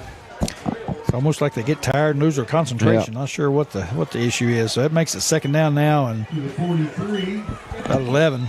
Sometimes these linemen know where their block is and they anticipate it and trying to get there quick and just they start thinking about the block. Thinking way too much. Count. Yeah. That's a senior, Ronnie Helton. He's a good player and usually don't make too many mistakes. Nope. All right, try it again. Give it to Omar Lewis over the right side. He's bottled up and dropped down after a short gain. He'll get it back to the original line of scrimmage. That's going to bring up 3rd and 10 for Oak Hill. So another situation, you may want to pass, but I look to hand it off to Farrow here and see if we can't break something off. Yep. So they spot the ball back actually at the 42. Yeah. So only picks up about a half a yard there. So it's still 3rd and 11. We'll see what the Red Devils decide to do, and I'm like you. I think we'll see the sweep over to the right side. Either try to drop it off in the flat to him on a pass or give it to him on a sweep. Quick pitch. Quick pitch it out. He eludes the first guy, but he's not going to get away from that guy. Not Shemp. As Nolan Shemp again. Man. Fantastic play right there. And I'm telling you, if he hadn't got watching the replay, if Shemp hadn't have gotten him, he had tons of room to run. Yep. Great play by Nolan Shemp. That guy is a player. Shemp is undercover faster than I thought on film. He doesn't get many carries on the offensive side like you talked about. He's only had 1 carry for 11 yards. I understand that. I get him the ball. He's an athlete, man. He can play. All right, Ethan Vargo Thomas in the punt. 3-yard pickup there by Farrow. Snap is good. Takes his time, boots it away this time, and angles it over toward that sideline again. And again, nice job. Yeah, not bad. We'll see where Pat Schrader probably marks it at the 23 and a half. I'm sorry, 18 and a half. Yeah. It's not a bad job by Vargo Thomas there. Now the defense has got to step up for the Red Devils. I think we're going to get a heavy dose of Isaiah Smith right here. 10-yard, 12-yard kick. Yeah, Smith is 16 carries. I got him 193 yards, 3 touchdowns, 2-point conversions. So wow. He's done a lot. Yep. He might be our Geno's Pizza Athlete of the Week. All right, Bates in the shotgun, and they missed the handoff that time. Smith, it was a high snap. Yep. He's still able to get it forward and pick up a few. And it looked like the snap was just high, and Smith was by him before he could get the handoff back down to him. I think I would just give it to Smith with the lead blocker, get downhill. And I would nothing too. fancy here, what he's done. Yep, I would too. I wouldn't forget that screen pass either if I'm Lincoln. Come back to that. Again, they split him out wide. I don't got know. 3 receivers out here. Might be a little bubble screen. Oak Hill needs to get some people over to cover. We got 2 on 3 right now. Yeah, so I look for him to get a little up. We'll send him in motion, give it to him, fake it to him on the sweep, give it to the second man through, and we've called their name so rare tonight. Not sure it was, and it was 28, Luke Atkins, who's also a good player. Yeah, not bad. Yep. Big third down for Lincoln here. Yep. Third down about 4. Long Big. 4. Yeah, Coach Bangler agrees. A big play here coming up. 7:25 to go. Oak Hill gets a stop here. They can eat up a bunch of clock. Yeah. If they get their offense back on track. Yeah, Smith back in that traditional pistol set now. Yep. Lead blocker to the left. They fake it to him. He's going to roll to his left and throw it wide open out in the flat. And again, I'll have to get a number. Glued some tacklers down the sideline. He goes. Atkins. That might be Atkins, and he finally knocked out down at the Oak Hill 41. And that is Luke Atkins. So we talked about him just a minute ago. And that pass was, he was wide open out there in the flat. They just faked the handoff, drew everybody in, and then made some nice moves down that sideline before they finally got him out. Down at the 35 yards there. Yep. Oak Hill 41-yard line. So big play there by the Panthers. I tell you, this Lincoln staff has some confidence in all their players. Yes, they do. Because we've been anticipating Smith, and they've been spreading it out here. Yeah, he hadn't touched the ball on this drive yet. Yeah. Now he gets it, and he tries to cut it back, and he slips, and still falls, gets ahead for 5. He slipped, actually 6. He slipped in the backfield on his cutback, but still able to plow forward for 6 yards. Nice run. Shoulders forward and lean forward. And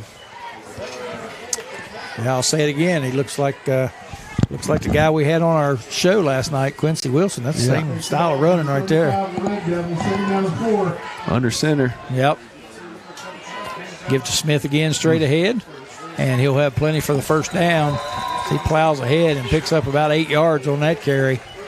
So, again, Smith hard to stop.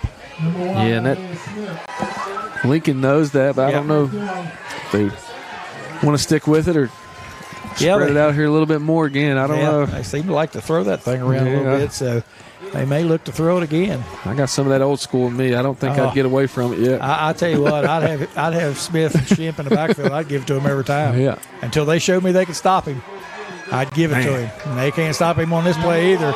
Still breaking tackles, and he gains 15 yards, and he was hit at the line of scrimmage and just kept right on going. Got hit at the 25 and just kept running all the way down to the 15, 14.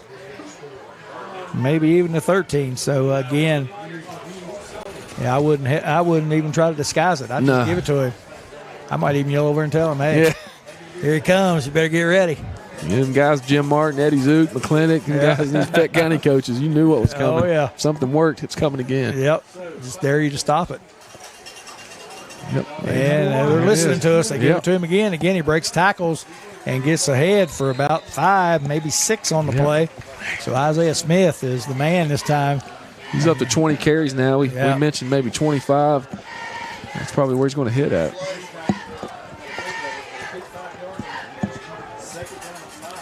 All right, second down, about 4, maybe 5 on the play. Lincoln needs a score, but they can slow it down just a tad here. Eat up some of that clock. An item turned in that was lost.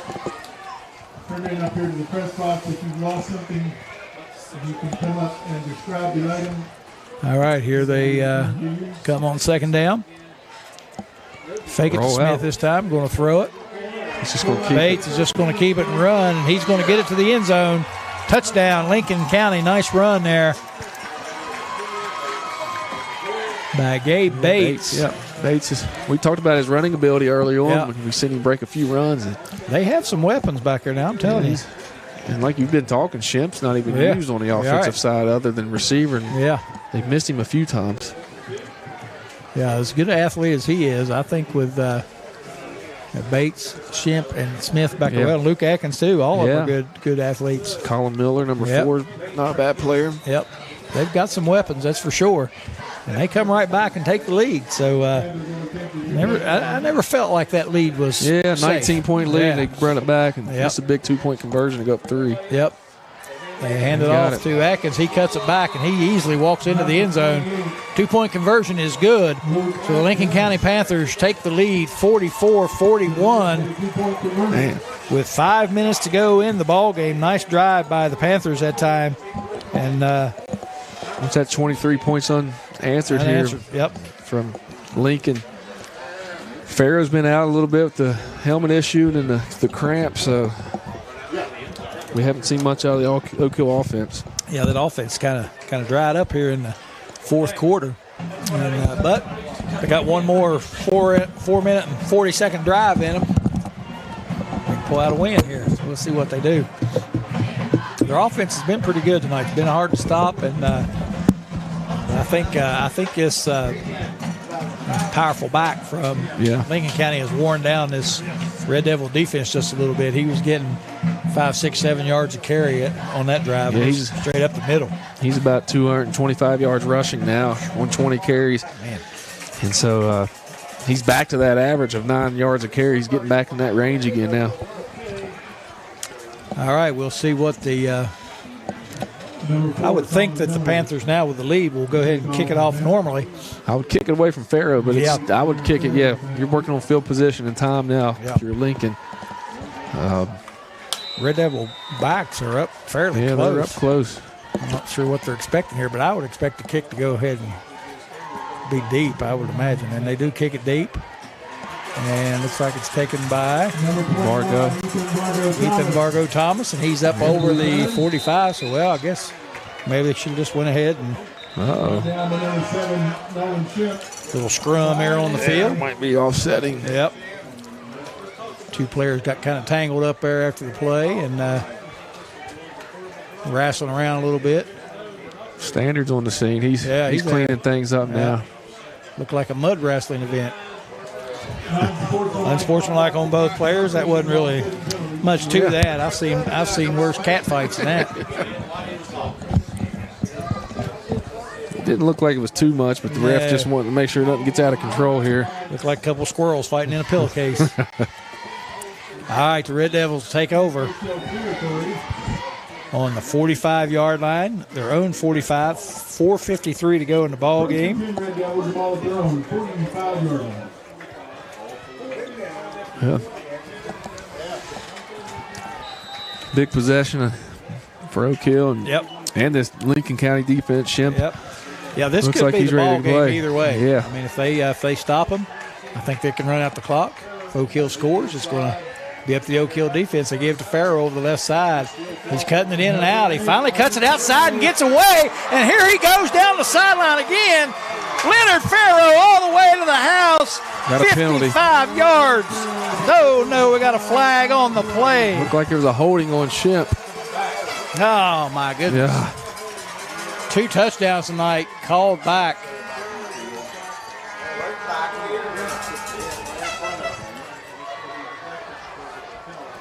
And they signaled the number over there. I missed it. I think 52. Yep. What people don't realize when Leonard's making all those cuts, you got to block for a long time. Yeah. And it's inevitable these guys are going to get a hold call. Oh, yeah, it's going to happen. Yeah. And I don't know what kind of I don't know what that call was. I'm not sure what he called. Looked like he called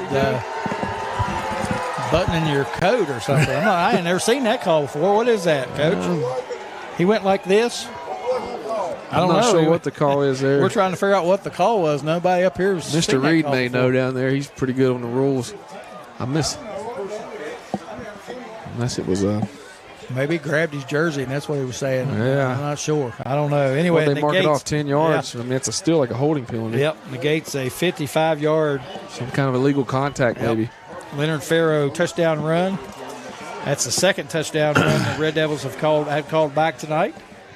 So 4:37 now left on the clock. They go 1st and 20 on their own 35. God. Dang, going. What a heartbreaker. This time they do the inside handoff to Omar Lewis, and he gets it ahead for about 5 on the play, bring up 2nd down and 15. Tried a little inside handoff that time. Worked early in the game. You hate that for Farrow because he's used so much energy on those plays. Now Now Lewis is banged up a little bit. Yep.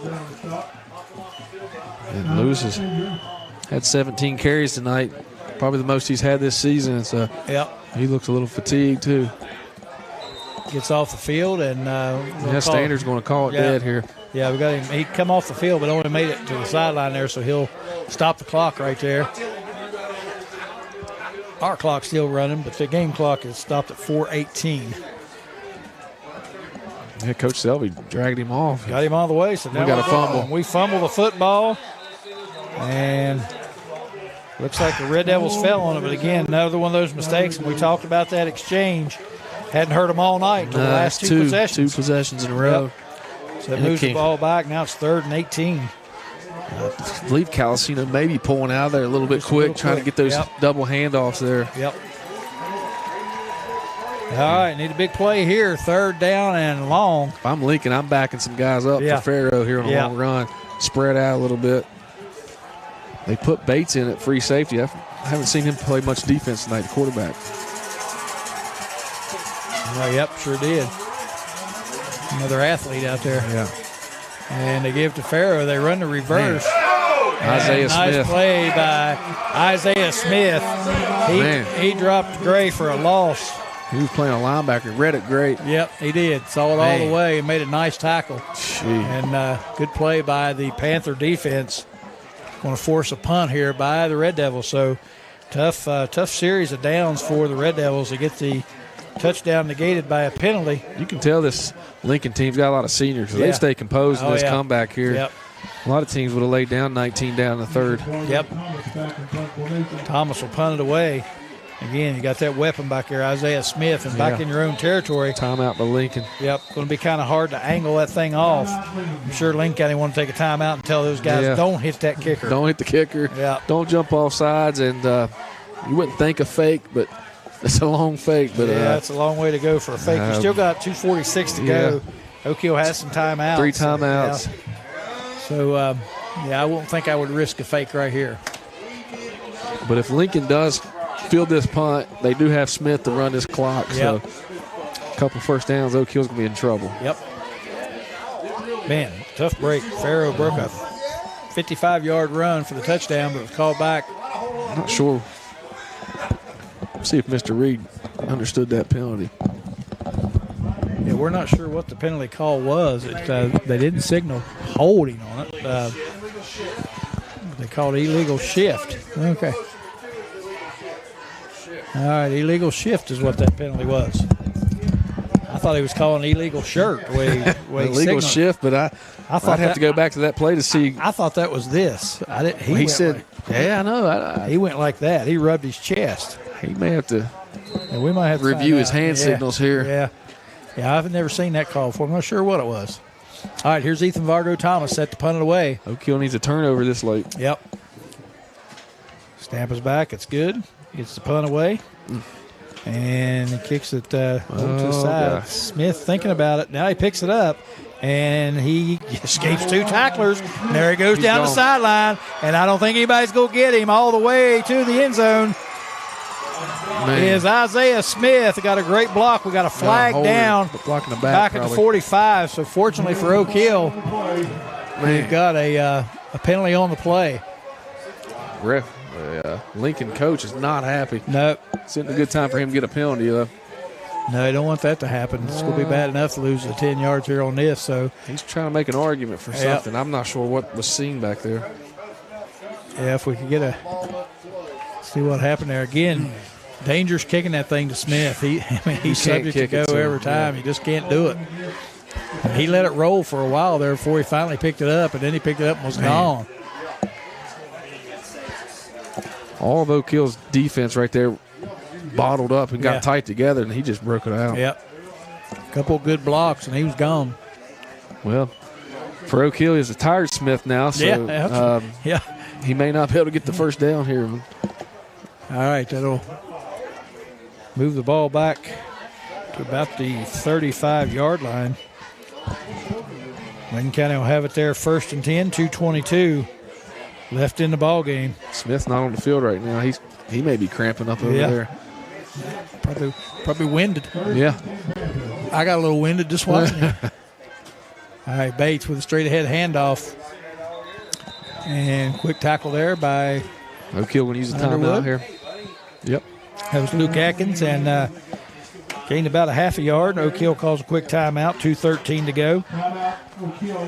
It gives Smith time to break, Yeah. but big difference between Smith and the other backs Yeah. right now.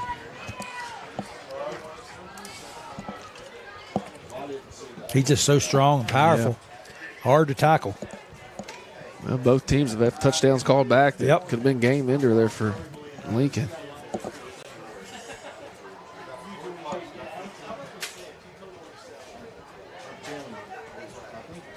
$2:13 left to go here in the ball game. Lincoln County has it. They're trying to run out the clock. Oak Hill trying to get a stop here and get one more shot at it. 44-41 is your score. Been an offensive battle. Yeah. Oak Hill's still capable if they can get a stop with Farrow Oh, yeah. to break off a run and end this game. But Yep. Smith is back in the game for Lincoln. Yeah, so if I'm Oak Hill's defense, everybody out there should be thinking Isaiah Smith. Yeah, I'm sending both linebackers right at him. Yep. Second down and 9. All right. Set to go again. 2nd and 9. Bates under center. Gives it to Smith, and looks like the Oak Hill defense was ready. He's still able to plow forward for a yard or two, but the defense was there waiting on him. He still managed to get a couple yards. Let's go bring up 3rd down now and 7. Oak Hill takes another timeout. Number 3, Yep. Alex back. 2:07 to go. Also number 70, Brody Ward in there. Well, Oak Hill get a stop on this third and long. Yeah, and I would say if you're Oak Hill's defense, actually Lincoln County took that timeout. That's odd. Huh. But, if you're the Oak Hill defense, you got to be thinking that Smith's going to get the ball, but at the same time, these coaches, they like to fake take that some thing. chances. Yeah, they'll play action. And That's what I was going to say. The play action Yep. bootleg here may be something they look at. And that play's been open just about every time tonight. He's overthrown him a couple times, but last series they ran that play on 3rd and about 5 and were able to pick up about 10 yards on it. So I wouldn't be a bit surprised if you don't see that again. Coach Gorby from Quarantine said he believed that's an illegal blindside block, that hand motion. So Okay. maybe that's what the call was there All right. to get that touchdown call back.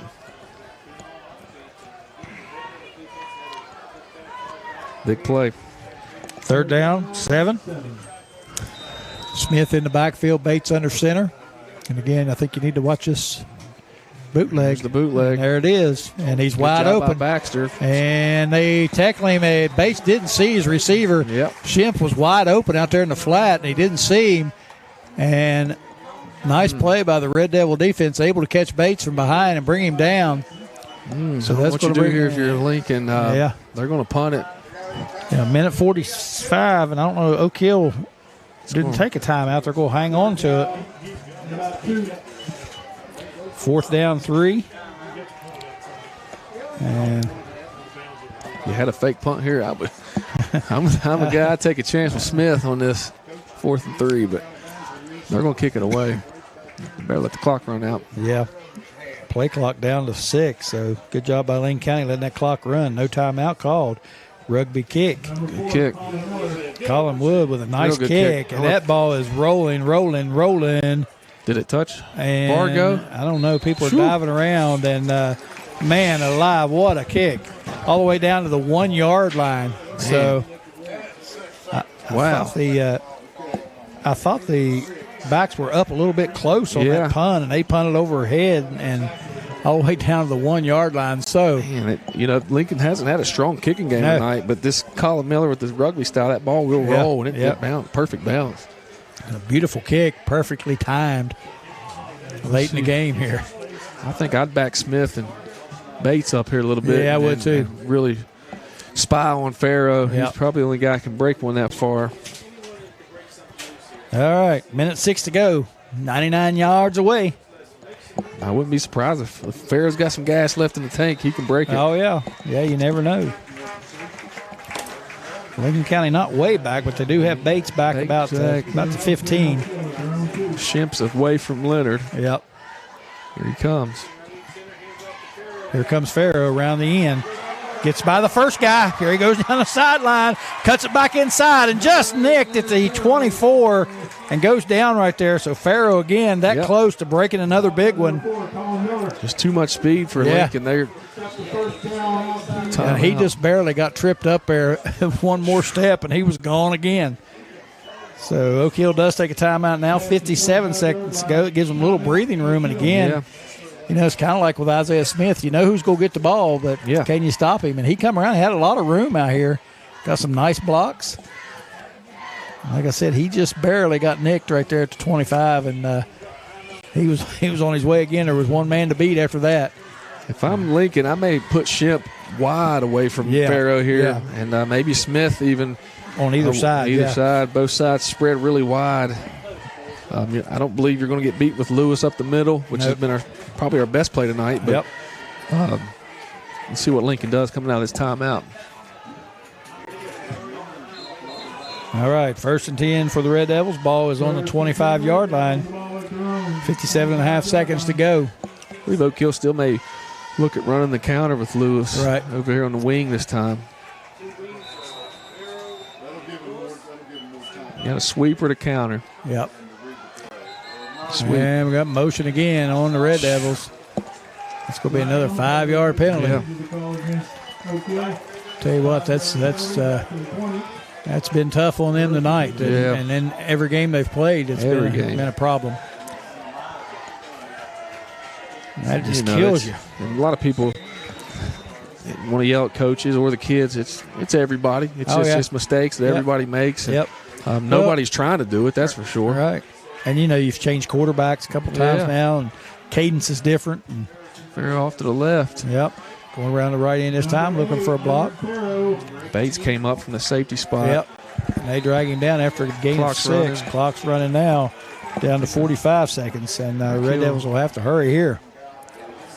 They're not going to take a timeout. They're going to try to run one here. Yep. 2nd down, 9. Actually, 3rd down and 9.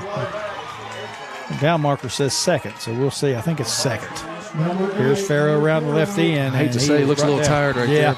Yeah, he does. He gets it out to the 30. And timeout. No. Does Oak Hill not have any timeouts? Must not have any timeouts. The clock's running. We're down to 15 seconds. 3rd down. Sure what's going on. And time. This might be. It must not have any. Maybe when we thought Lincoln called one, it was Oak Hill. Yeah, it might have been.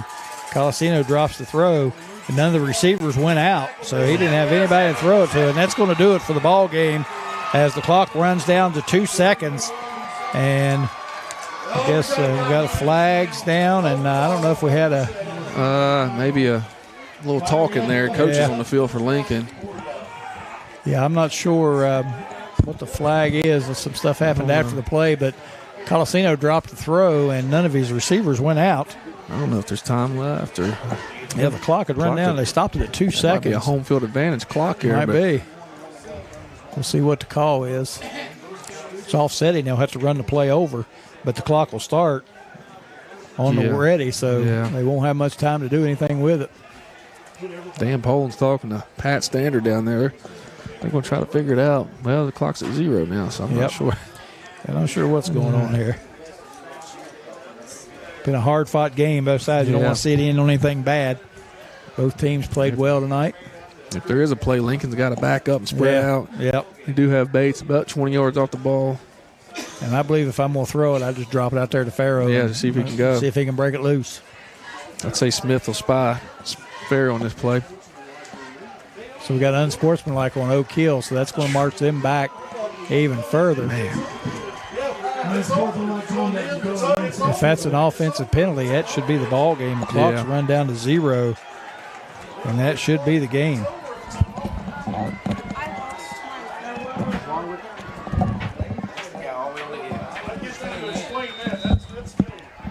But they run the clock, and there's no time on the clock. Hold on, that's game. Yep, that's got to be the ball game. Yep. So that's going to do it here from John P. Duda Stadium. Exciting game, kind of a crazy ending. But the final score, Lincoln County 44, Oak Hill 41. Heck of a ball game tonight. And coaches down there discussing with the officials what's going on here. But called offensive penalty there and really run out clock. Yeah, the clock had already expired. So really there was if they would have declined the penalty, the game would have been over. So I guess they took the penalty and they stepped it off, but clock starts on the ready, so they don't have time to snap it. So as soon as he put the ball down, he blew it dead. So that's going to do it for homecoming night here at Oak Hill. Fantastic ball game, exciting game. We thought it would be good with two evenly matched teams. Lincoln County comes out on top, 44-41. A big night from Isaiah Smith, heck of a running back for the Panthers. Fun guy to watch play. Again, you look back at some of the mistakes the Red Devils make. Again, that mistakes hurt them again. Didn't cost them the game. They just made some mistakes at inopportune times that made it rough. But Lincoln County Panthers got some good football players, and they've got some weapons, no doubt about that. Lincoln County comes away with the win on the road tonight. They go to 3-1 on the season, so pretty good-looking bunch from Lincoln County. Congratulations to them. Good football game tonight. Lincoln County wins at 44-41. You're watching Friday Night Football on the New River Network. I'm Greg Christ along with Jason Blankenship. We're going to get a break in here. We'll come back and wrap this thing up from John P. Duda Stadium here in just a minute. Stay with us, everybody.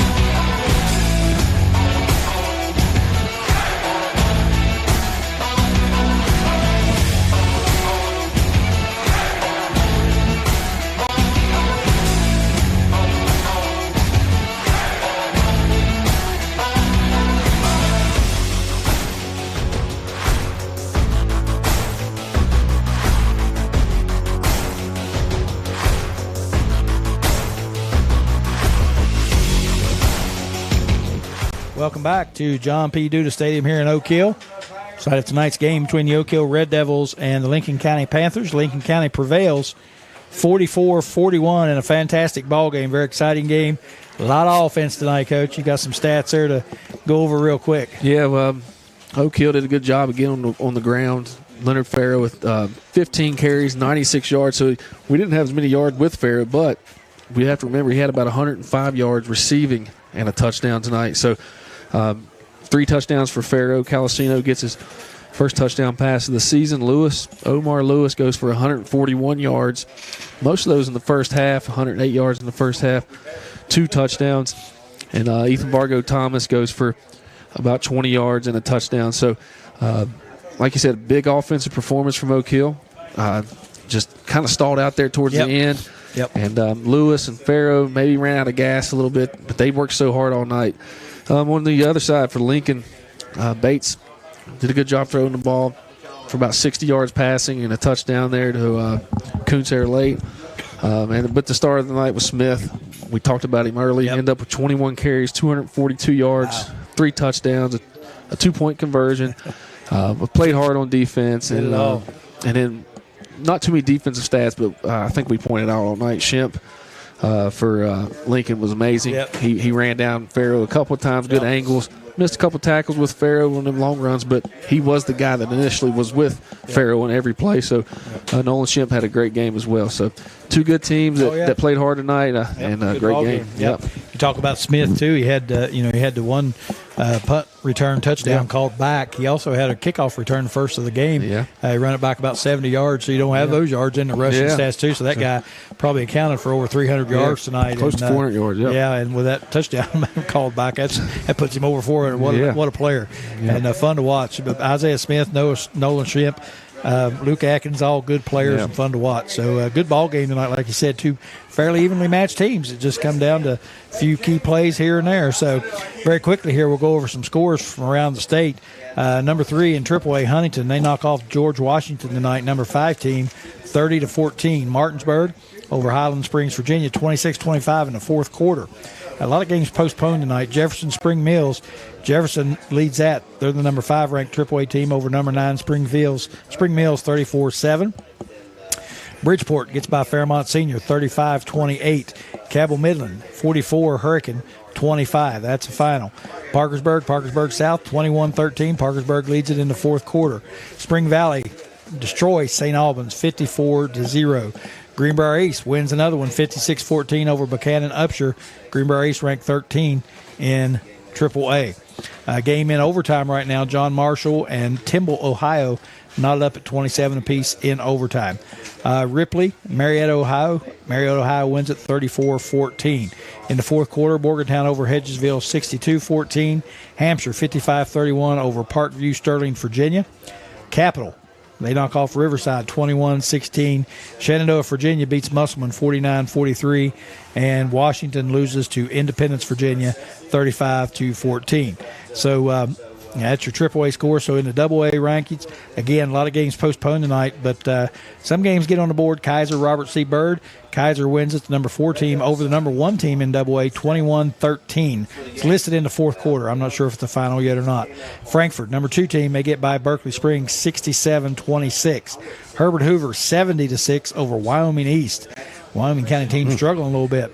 Last night, Lincoln High School knocked off Nicholas County 21-13. That's number 7, number 5 team. Liberty Raleigh 30-14 over Logan. That's a final. In the fourth quarter, Scott 33-20 over Sherman. Again, some games canceled, so we'll move on down the list. Point Pleasant 42-7 over Oak Glen. Independence, they defeat Shady Spring 50-17. That's only the second game Independence has played this year. Clay County 18-7 over Sissonville. Several games again postponed. East Fairmont, Braxton County in the fourth quarter. Braxton trails 24-20 to East Fairmont. Liberty Harrison over Philip Barber, 34-26. That's a final. Martins Ferry, Ohio, they defeat Weir 38-7. Chapmanville 29-18 over Nitro. Wayne and Winfield 35-20.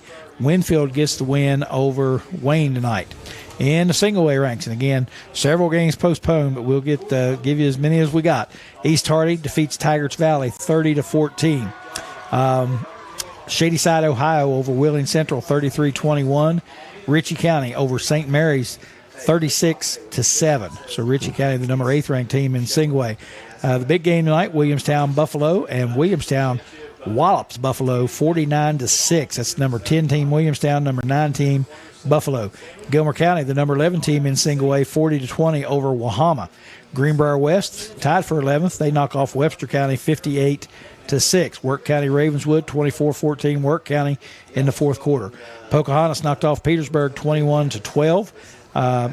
Mingo Central and Man, that game is 7-6. Man wins it in a final, 7-6 over Mingo Central. Clay Battelle 50, Balesville, Ohio 18, James Monroe 50, Meadow Bridge 12.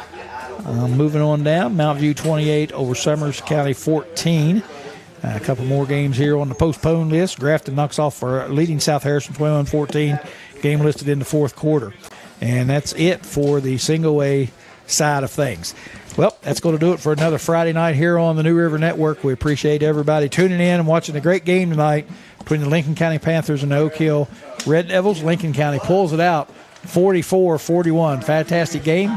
We appreciate you joining us and tuning in. I'm Greg Chris. That's Jason Blankenship. We bid you good night and have a great weekend, and we'll be somewhere next week. We'll also have the Courtside with Coach Chris show on Thursday night. Make sure you tune in for that. Good night, everybody.